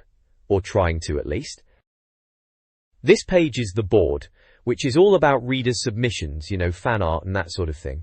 At the top left, there's a Dolphin Factory section. It's asking readers to send in their designs for what Nintendo's next console, codenamed Dolphin, might look like. It's funny looking back now, everyone trying to guess what the GameCube would be. Warrington. There's a console design by Jonathan Haskins. It's a bit space-agey with pop-up speakers and a camera lens-style DVD drive. He took weeks to do it apparently. Dedication. Then there's another design idea from John Baldwin suggesting a high-capacity game jukebox using microchips instead of carts or DVDs, able to hold up to 200 games. He even thinks you could upload your old N64 games. A bit optimistic perhaps, even for then. Dorrington. There's also a Dolphin controller concept from Duncan Bousted, putting a Dolphin controller under a spotlight. He mentions Dreamcast-like touches and a retractable cable with a clip. People were definitely throwing ideas around at this point. Bousted. Then we get to the fan art. Rochelle Hawksley from Lincolnshire sent in a Zelda-themed piece inspired by the Perfect Dark console design from issue 43. Always with the Zelda, eh? There's a punchier Pokemon picture of Pikachu with guns, courtesy of Josh Box from Nottingham. A bit dark for Pokemon, even for Pikachu. And Josh Henderson from Wellington sent in a Link picture. Apparently excellent stuff according to the mag. Oliver Booth got a worldy bloke Star Wars treatment, a bit random but alright. And finally, John Kendall from Bishop Stortford sent in an electric Pokemon party pic. Lots of Pokemon stuff this month, must have been popular at the time. Which it was, I suppose. This page is all about how to conquer the Carrington Villa level, specifically Hostage 1, in Perfect Dark. Right pain in the backside that level was, mind you, but they reckon it's a delight to look at, and fair enough, it was pretty swanky for the N64. This is from Club 64, in N64 Magazine, issue 45. They're even reminding us that they slapped a massive 96% score on Perfect Dark in issue 42, and gave it a Star Game Award. And yeah, it deserved it. What a game that was. Warsake. The guide's got 4 steps, see? First up, it's all about taking out the guards and those pesky snipers right at the start. Then it mentions capturing a Datadyne guard can be a bit of a faff in the middle of a firefight, so they suggest a sneaky door tactic. Step 3 gets you inside the villa itself, saying to head downstairs behind the kitchen and grab a shield in the shower. A shield in the shower, classic. Apparently you should pop into Carrington's bedroom early on too, and there's some sort of secret there called Hush, it's a secret. Bit mysterious that. Lastly, step 4 is about following pipes to computer screens to sort out the wind generator, which sounds like standard GoldenEye style objective really. Happy days battling through Carrington Villa back in 2000. This page from Club 64 is all about getting through Carrington's Villa in Perfect Dark. Blimey, it was a tough one on Perfect Agent. They've got this speedy little cheater bit showing you how to nab the sniper rifle. Apparently you can get it on any difficulty, but properly, to get the best reward, It's Secret Agent under 230, right? Call My Agent is all about the challenges of Perfect Agent, doors being locked, and those pesky hackers. The hardest bit is all about those hackers, and they've got a trick to use the laptop gun sentry to deal with them. Sneaky. Hush. It's a secret. Just points out ammo and guns, and sniper rifle again, clearly important in this level. Joanna Dark is there looking all cool, and there are screenshots from the game. Basically, it's your guide to not getting completely mullered in Perfect Dark's villa, especially on Perfect Agent, which, let's be honest, was a right pain in the backside. This page is all about getting through the Chicago stealth level in GoldenEye 007. Right then, stealth in GoldenEye, always a bit of a laugh, wasn't it? It's giving you a step-by-step guide on how to navigate it without raising the alarm, which, let's be honest, is easier said than done with that robot bloke stomping around. First up, it says to quietly take out the first guard you see. Classic GoldenEye advice, isn't it? Then it's about picking up some gear, going through a fence, and sneaking underwater to avoid more guards. Standard stuff for anyone who's played through it, really. Hey. Next bit is about getting to the limo. Apparently you need to lob a bug onto the underside of it. Bit cheeky that. Feels a bit like cheating, doesn't it? And it suggests laying a mine as an escape route, just in case things go south. Always good to have a plan B, even if it involves blowing stuff up. The hardest bit section talks about remaining undetected being a nightmare, and the guards locking down the carport if they even think you are there. Dramatic, aren't they? But they've got a cunning trick involving pushing a dumpster into oil cans and blowing it all up to get the bomb spy, which is a bit more inventive than just shooting everyone, I suppose. This is meant to distract the guards, so you don't have to mess with the taxi directly. Ooh. Finally, it says to head to the carport after the taxi is dealt with and wipe out any remaining guards. And, crucially, don't hit the switch that seals the entrance again. Solid advice for a tricky level, though anyone who spent any time with GoldenEye probably worked most of this out themselves through good old trial and error. Still, helpful for the young'uns just picking it up, I suppose. This page is all about Perfect Dark on the N64, giving tips on how to beat the Villa level. It's titled, Beat the Villa in Perfect Dark, and yeah, the Villa, what a level that was, eh? It's got tips under headlines like Call My Agent, which is all about finding shields on different difficulty levels like Agent and Special Agent, and Hush, it's a secret which highlights hidden shields and the Falcon weapon. Classic Perfect Dark secrets. Then there's a speedy little cheater section giving a step-by-step guide to completing the Chicago level quickly, mentioning DK mode, and amusing surprises if you manage it in under 2 minutes on perfect difficulty. It's got numbered steps with screenshots to follow, like taking out trenchcoat blokes, heading to the storm drain, using the tracer on the limo, and blowing up the carport with the bomb spy. Right at the top, there's also a don't miss tip about the club in the level, and using the X-ray scanner and Magnum to deal with the bloke behind a locked door. So yeah, standard tips and tricks fare for Perfect Dark, back when we all needed a bit of help to figure out Rare's fiendish levels. Good times. This page is a how-to guide for GoldenEye 007, specifically the G5 building level on reconnaissance difficulty. It's giving players a walkthrough on how to get through it stealthily, focusing on taking out the cloaked guards before they set off the alarm. Step 1 is about dealing with the first 2 cloaked guards by the rubbish bin. Number 2 is about the next room, which is described as tricky, suggesting using the CMP-150's follow-on function to track enemies through the glass and take them out with a squeeze of the trigger. Step 3 tells you to silence the guards before they trigger the alarm, especially the one on the right, and to look out for the 4 monitors controlling the laser grid, warning against accidentally setting off the alarm. Step 4 is about moving downstairs to the damping field generator room after using the computer terminal. You're told to crawl along the pipes and send the cam spy into the meeting room for a cutscene. Step 5 is about dropping down and dealing with 3 guards before they reach the alarm and then getting to Dr. Carroll's backup in the safe. It mentions attaching the decoder to the screen and strafing guards at head height while waiting, as they use slow magnums. Step 6 depends on where you place the remote mine in the previous level, which is a bit vague, but it mentions different paths depending on whether you blew the lower or upper door previously. It talks about crowded passageways if you chose the upper door and directs you to a Hush. It's a secret section for more on that. Then there's a section called The Hardest Bit, focusing on the trickiest part with those cloaked villains. It gives a tip for rare games, which is to tiptoe into the area, blow the glass by the door, and then use the door to trigger the guards, which sounds a bit cheeky. It says to be quick to get back through the door before it closes, and if you mess it up, you'll have to go back to the first room and linger by the small flowery window that looks into the second room. Apparently the guards will appear and try to get you, but you can take pot shots at them through the window for complete safety, which is rather cunning. It's all about being sneaky and using the environment to your advantage, proper GoldenEye stuff. This page of Club 64, How to Beat the Villa in Perfect Dark, is all about secret tips and tricks for Perfect Dark on the N64. Remember Perfect Dark, eh? Blimey, what a game that was. Still holds up alright even now. Aura. First up, there's Shield, which just tells you on Agent or Special Agent difficulty, you can find a shield tucked away on a stairwell. Simple enough. Then, Crossbow informs you that in the very first room of the level, if you shoot one guard and then duke out the other one with your fists, he'll drop a crossbow for you. Handy for some silent takedowns. That N-bombs is a bit of a cheeky one. Apparently, if you plant remote mines on the upper door frame on the previous level, they'll become N-bombs next to your exit, but only on Special or Perfect Agent. Proximity detonation for a bit of a laugh, they say. Typical Rare humor. Init. N-it. Call My Agent is about differences in agent difficulty, mentioning fewer objectives and some alterations. It specifically points out that on Perfect Agent, you need the damping room generator terminals, and not to shoot them, even if it looks like it might create a tasty chain reaction. Right, cheers for the tip, wouldn't want to mess that up. Doo! The main bit is Speedy Little Cheater, which is a guide to getting the cloaking device quickly. It's a numbered step-by-step walkthrough with screenshots, starting with sniping a guard, dealing with more guards near an alarm, using the cam spy outside a meeting room, dropping down, using a decoder on a safe, and finally grabbing the personality backup. Claims you can get it done in under 1 minute 40 seconds. Blimey, that's quick. They reckon it's not so simple though, but they've managed it.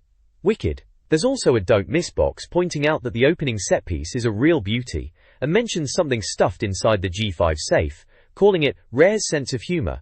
Thoroughly British but translating across the water. Arrogant, but with good reason, they say. Fair enough, Rare were top of the pile back then, weren't they? Finally, a little note says on Agent, you can simply trundle upstairs with no hassle, but on harder levels you'll need to deactivate the laser grid. Good to know. And another note saying to see elsewhere in the magazine for which kit pieces are or are not present on Perfect Agent. Right, better have a look for that later then.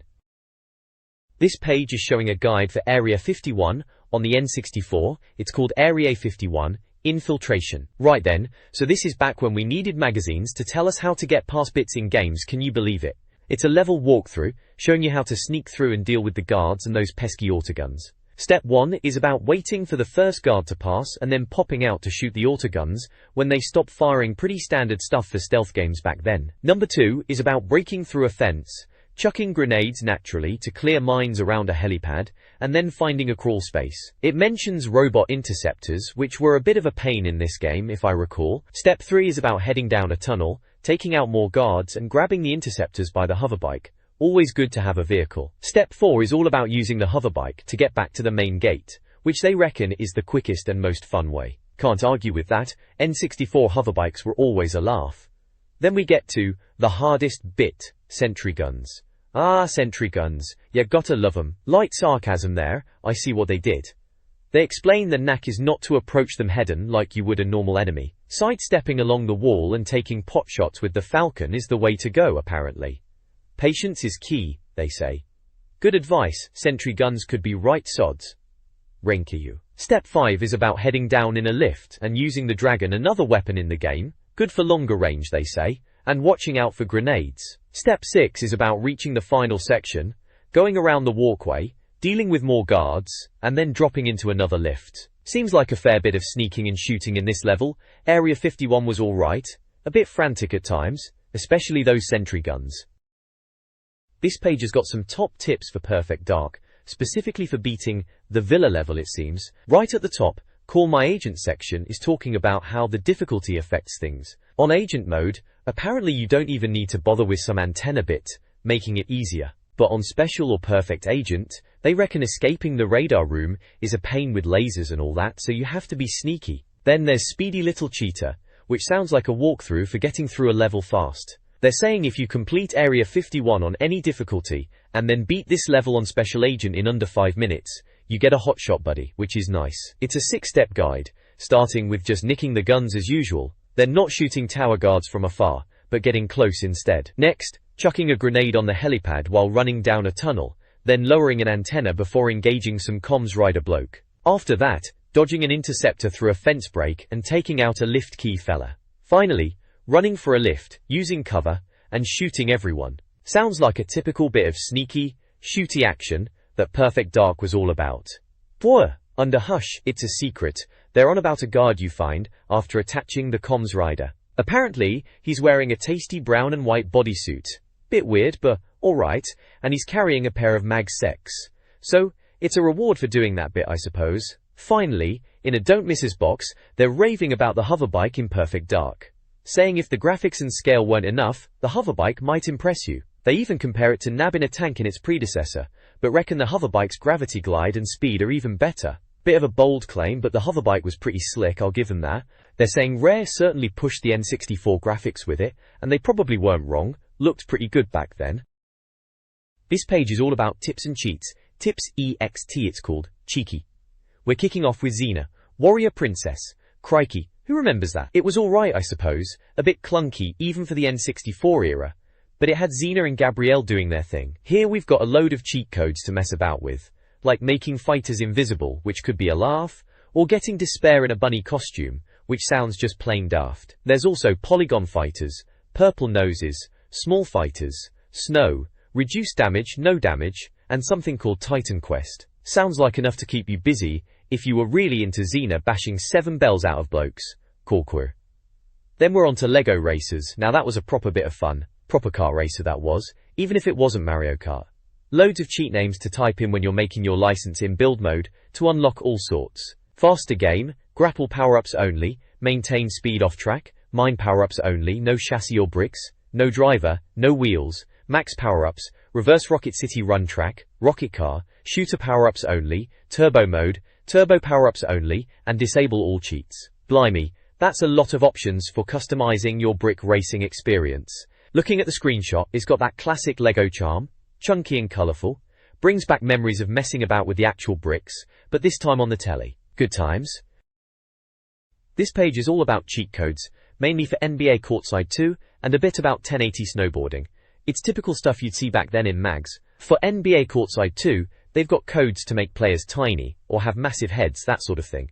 Remember NBA Courtside? It was alright, a bit of a laugh with the player models looking a bit stretched out at the best of times, even without the cheat codes making their necks longer. They also mention a secret room in the game, which was always a thrill to find back then, pressing buttons to see what happens. Then there's a bit on 1080 snowboarding. They call them classic tips for unlocking different borders. You've got the panda border, gold border, crystal border, and penguin border. To get these you'd have to do all sorts of button combinations while selecting characters, or beat the game on expert mode, the usual faff. 1080 was a decent snowboarder back in the day, everyone had a go at that. Good times on the slopes, virtually speaking of course, unless you were actually on the slopes. The next page is Reader's Top 15 Tips, straight from Club 64 in the mag, good old tips section. First up is a Perfect Dark tip. Says to go to the Carrington Institute, get a crate from the hangar, and take it to the shooting range, load it up with remote mines, and blow it to smithereens. Sounds a bit daft, but I suppose that's the kind of thing we were doing back then in Perfect Dark, just messing around. Tip number 2 is for Worms Armageddon. On single-player deathmatch, if you're outnumbered, use the snake style and go for headshots, apparently a good way to freak out your mates. Worms was always brilliant for multiplayer, hours of fun, especially with the silly weapons. And GoldenEye 007 gets a mention. Tip number 3 says to go to the multiplayer archives level, stand under the steps with the door, and press B. The door opens and closes but nobody behind it. Bit of a weird one. Probably just a glitch or something, but we were always looking for secrets in GoldenEye, weren't we? Spore. Jet Force Gemini at number 4. If you like killing tribals slowly, then shoot them in the leg with a pistol, and they'll follow you until you decide to get rid of them. Bit dark that one for a Nintendo game. Even Rare's games had a bit of an edge though, didn't they? Warrington Null. Super Smash Bros. Is in there at number 5. On the Pokemon level, when Chansey comes, hit him with the baseball bat smash attack. He'll go Foringzeng and fly through the air. Sounds like a laugh. Super Smash Bros. Was always good for that kind of daftness. Door War. Tip number 6 is for Turok, Rage Wars. To get all the cheats, get 4 medals in trial mode, copy the save file 3 times so you have 4 identical games, then go to the main menu and press Z to open the cheat menu. Turok and cheat codes, name a better combo back then, you can't. Warrington. Number 7 is another Turok, Rage Wars tip. Place a nuclear meltdown shot on the monkey tag warp and you're guaranteed to kill your monkey friend instantly. Also, pick up PFMs but don't throw them if you stand where they used to be. More will appear. Sounds like a pretty cheap tactic for Turok multiplayer, but effective. Jayana. Rainbow Six tip at number 8. If you can't be bothered to pick door locks or even open them, Just throw a frag grenade near a door, stand back and watch as the door blows off. Bit noisy for stealth but gets the job done. Watch Eshel. Legend of Zelda. Ocarina of Time tip at number 9. Slash a signpost and play Zelda's lullaby to repair it, then slash it again. You'll have just the top part of the sign and the post with the bottom half broken off. Bit of a pointless one really, just messing around in Zelda I suppose. Worries. International Track and Field at number 10. If you want to get the crowd behind you on a long jump or triple jump in ITNF, simply press top C before you start your run. You'll clap above your head and start to get the crowd worked up. Probably for getting those high scores. E. Super Smash Bros. Again, at number 11. When you play as Ness, use his guided yo-yo against yourself. Sounds like another one for just messing about in Smash Bros. B. GoldenEye 007 again. Tip number 12. Crank up the health on 007 mode, and put the damage right down on the dam level. Go to the frigate level. When the enemies shoot you, they won't die. Right, so basically you become invincible on dam, and the enemies are invincible on frigate. A bit pointless really. Warrington. Another Turok, Rage Wars tip at number 13. If you manage to get yourself down to 1% health, then you'll become invisible. They won't kill you, unless you get caught in a crossfire, so you can get lots of long-range kills. More Turok glitches and exploits. Donkey Kong 64 tip, at number 14. You can take a picture of the banana fairies in Hideout Helm through the glass, so you don't actually need the Nintendo coin to get them. Handy for completionists. Whatty? And lastly, number 15, Quake 2/Duke Nukem 0 Hour.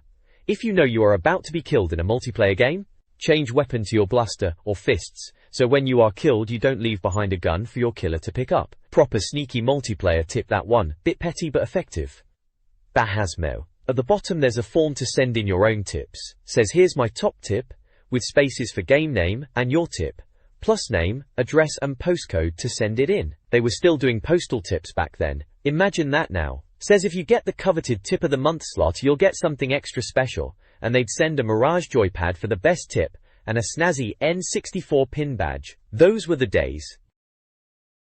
This page is Dr. Kit's Game Clinic, the advice page in N64 Magazine. We've got our resident expert Dr. Kits, in his white coat looking rather serious, ready to dispense some wisdom on our N64 gaming woes. First up, David Williams from Sheffield is struggling with Shadowman.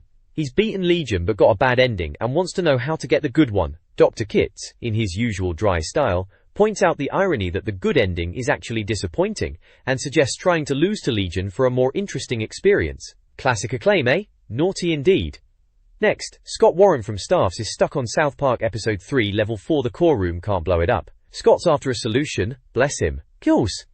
Then we have Chris Chalklin from Cheltenham, moaning about losing his save game in Shadowman after pressing load game instead of continue. Rookie error, Chris, rookie error.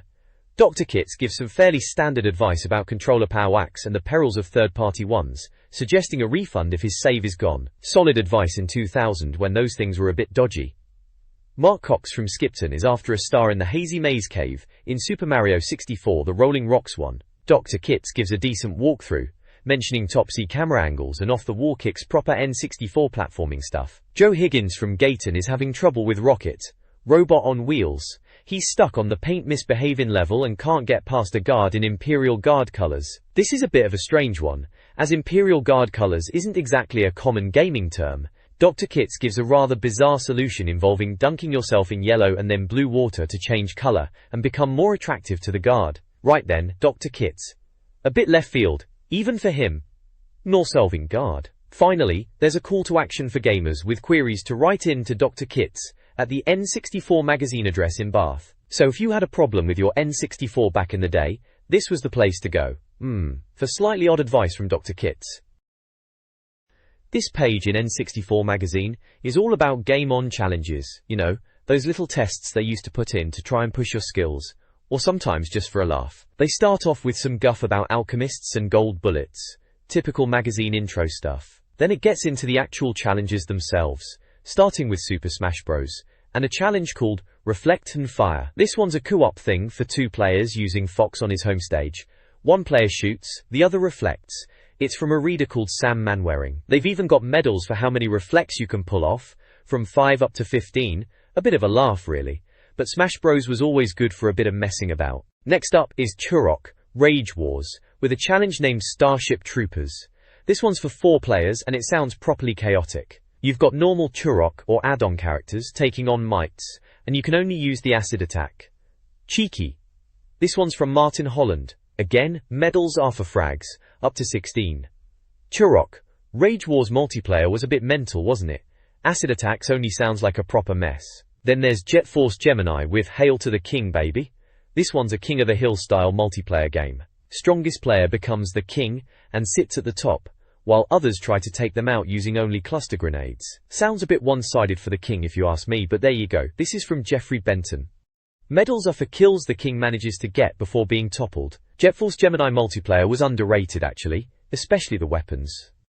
Finally there's GoldenEye 007 with droning on. This one's set on the cradle level, and you've got to survive in the room with the drone guns for as long as possible. Classic GoldenEye challenge really, those drone guns were a pain. This one's from Max Lewis. Medals for survival time, from 1020 seconds up to 40 plus seconds. Getting 40 seconds in that drone room without cheats? Yeah, good luck with that, warts. So yeah, just a page of little challenges for a few N64 multiplayer games. Standard N64 mag filler, but some decent game choices in there for a bit of a laugh with your mates back in the day. This page is all about challenges set in different N64 games, calling it Club 64-8 Challenges to Test the Best. Bit dramatic, isn't it? First up, we've got Resident Evil 2, with a challenge called Carve the Sunday Roast. Seems you're supposed to be stabbing zombies in the city area with just a knife. Bit stingy on the ammo, but fair enough. Medals are dished out based on how many undead dispatched, as they put it. Gameyi. Then there's Super Smash Bros. Batter Balloon. Sounds a bit daft. Apparently it's Kirby vs Jigglypuff with 99 lives each, and the only weapon is the home run bat. Sector Z is the stage, which is a bit of a chaotic choice. Medals for homers you managed to hit. Sure. Next is Mario 64. Wake up, Boo! This one's about speedrunning, killing all the boos in the castle gardens. You get points based on your time, and bonus points for bouncing on the big boo's head and swinging from trees without touching the ground. Sounds like a bit of alright fun actually. Finally, GoldenEye 007 with tanks for the memory. 2-player tank battle on runway. One drives, the other shoots. Medals based on how many soldiers you kill more than your mate. Proper competitive, that one. GoldenEye tank battles were always a laugh, weren't they? 2-play. Down at the bottom, it's asking for readers to send in their own challenge ideas for games like Perfect Dark, Donkey Kong 64, and International Track and Field 2000. Winback is mentioned as well, remember that one? They want you to write 100 words explaining your challenge idea and set medal levels. If they like it, you get a badge. Fancy that? This page is titled, Haven't They Grown?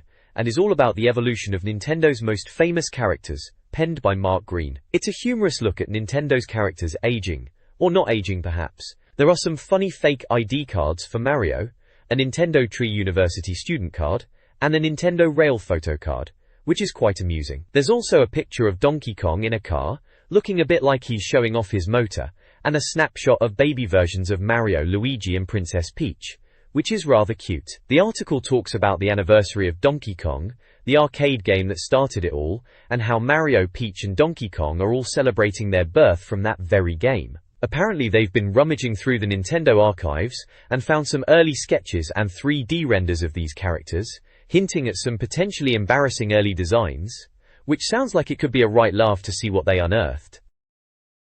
This page is all about Mario, giving a bit of a retrospective look at the design of the famous plumber. It's broken down into 10 points, starting with his hat, which apparently was a baseball cap because Shigsy couldn't be bothered drawing hair. Makes sense when you think about the jiggling in mid-air. A cap clings better than hair would. Then there's Monica. Did you know Mario was almost called Jumpman? They changed it to Mario after their landlord Mario Segale, which is a bit random, isn't it? Kehorio. Face talks about a weird Donkey Kong Jr. phase, where Mario had a dodgy mustache and horribly disfigured chin and cheeks. Bit harsh, but the picture is a bit off-putting, like something out of a nightmare. Looks continues this theme with early toy manufacturers messing up Mario's face, creating some right horrors because Nintendo didn't give proper instructions. Gloves points out he's had Mickey Mouse-style gloves pretty much from the start, although in the early games his hands were bare for a good 7 years until Super Mario World on the SNES. Weight jokes about Mario being a bit portly now, but back in the Mario Bros artwork his stomach was like 80% of his body. And what exactly are those Mario twins hiding under their hats? Clothes mentions Luigi for a moment. Apparently, for ages Luigi was just Mario in green and white. It wasn't until Super Mario Bros. 2, the proper Japanese one, not the Doki Doki Panic reskin we got, that Luigi got his own taller, more supple body. Skin touches on the color swap in Mario Bros, where his shirt and dungarees swapped colors, and that's been the standard ever since. Apparently the Wrecking Crew game gave Mario blue hair and red dungarees. Never knew that, bit shocking. Dimensions talks about Nintendo's dodgy early attempt at 3D Mario, featured on the box of the non-European SNES Super Mario RPG. It was a bit of a mess, shiny skin, nightmarish hypnotic eyes, and a body posture like a musical statue. Finally, Mustache explains that the tache was born out of necessity. Thanks to the primitive graphics of the Donkey Kong coin-op, it was the only way to separate Mario's facial features. So there you have it, a potted history of Mario's design quirks. Quite interesting actually. This page looks back at how Yoshi and Peach have changed over the years. Bit of a character evolution piece really. For Yoshi they start off talking about dimensions, remarking how the little green dinosaur had to cope with 3D for the N64, mentioning his appearance on the Super Mario RPG box and in Super Mario 64 with his chubby cheeks.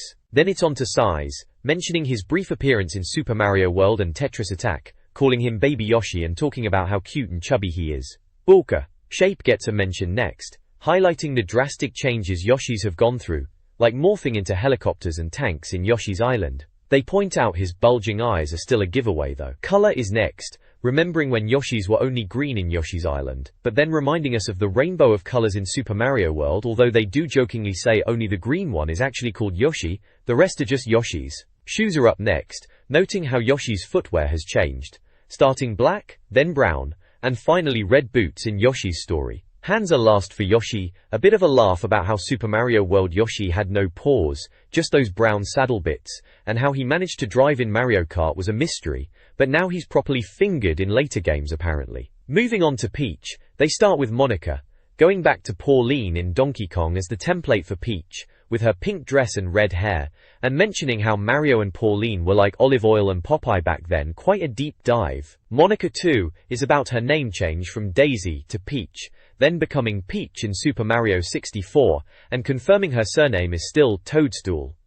Dimensions for Peach are about her fluctuating weight thanks to all the kidnapping and cake baking, joking that she dieted after Super Mario Bros but piled it back on for Mario's fun.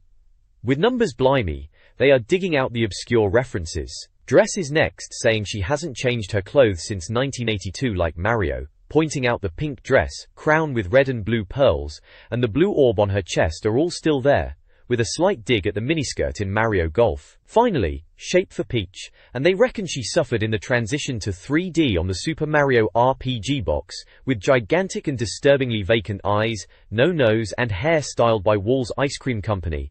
Bit harsh but funny. The next page is about character evolution, specifically focusing on Bowser and Donkey Kong.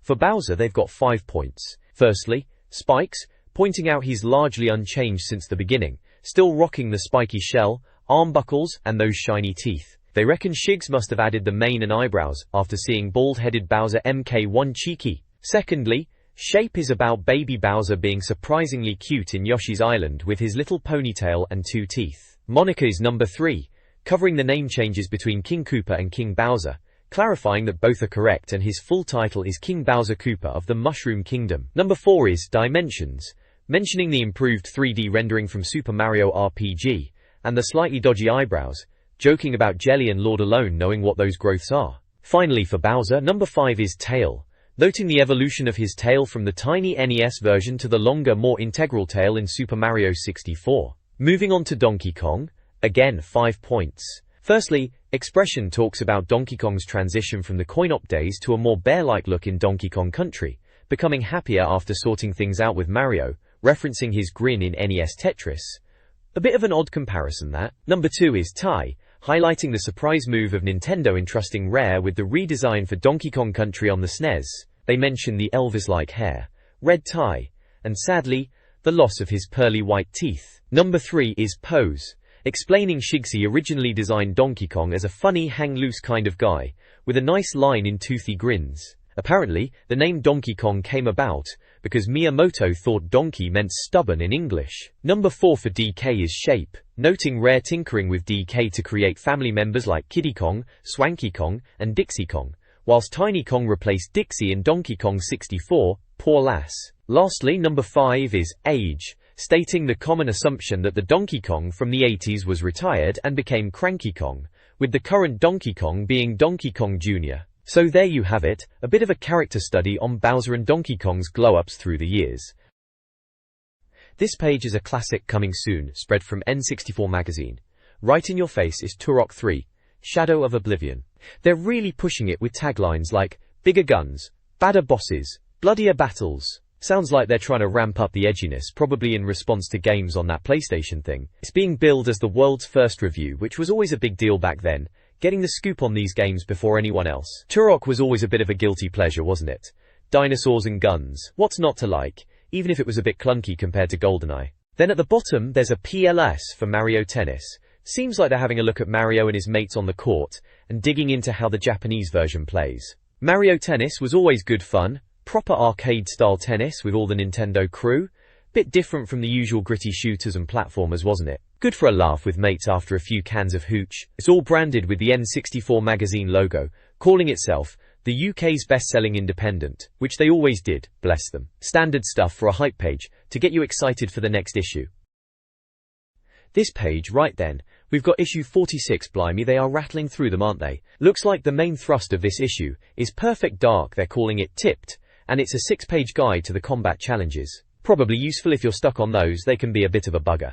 Elsewhere, they're showing off even more pics for Banjo-Tooie, Eternal Darkness and Paper Mario. Banjo-Tooie is looking typically rare-like, bright and colourful. Eternal Darkness. Well that's certainly different for the N64, isn't it? All spooky and mature rated. Should be interesting to see how that one turns out. Paper Mario is still looking like Paper Mario, charming as ever. Suppose that'll be another solid RPG for the system. Foray. Then we have the reviewed section. Aiden Chronicles.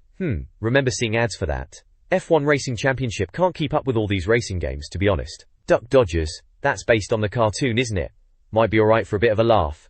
Orrington Dorcas. Looks like it's on sale Thursday the 31st of August. Right then, might pop down to WH Smith and pick that up if there's nothing good on telly. And they're teasing what's next month in Planet Game Boy. Some titles called Warlocked, O'Leary Manager and Wacky Races Driver. Game Boy Color getting some love then. Page 113 of the mag, September 2000 issue, there you go. The next page is a right chuckle. In it, it's a weird news story kind of thing, like a spoof article, all about Pokemon taking over the world. There's a picture of Pikachu dressed in a suit, like he's some kind of dodgy businessman, holding a bit of paper. The story itself is made up of meeting minutes, like Pokemon are having a secret conference. They're talking about their evil plans, you know, how they're gonna control humans. It's all very silly, with Pikachu as the boss, calling himself Chairman Pikachu. He's got Starmie, Clefairy, Geodude and Raichu all in on it, discussing things like using bubblegum and lollipops as part of their plan. Sounds a bit bonkers if you ask me. They mention taking over places like supermarkets, and even center parks, which is a bit of a random target for world domination, isn't it? They're going on about Phase 2, and how they've already got a foothold in places like Japan and the UK. Typical magazine humor from back then, I suppose, a bit of light-hearted fun about Pokemon mania.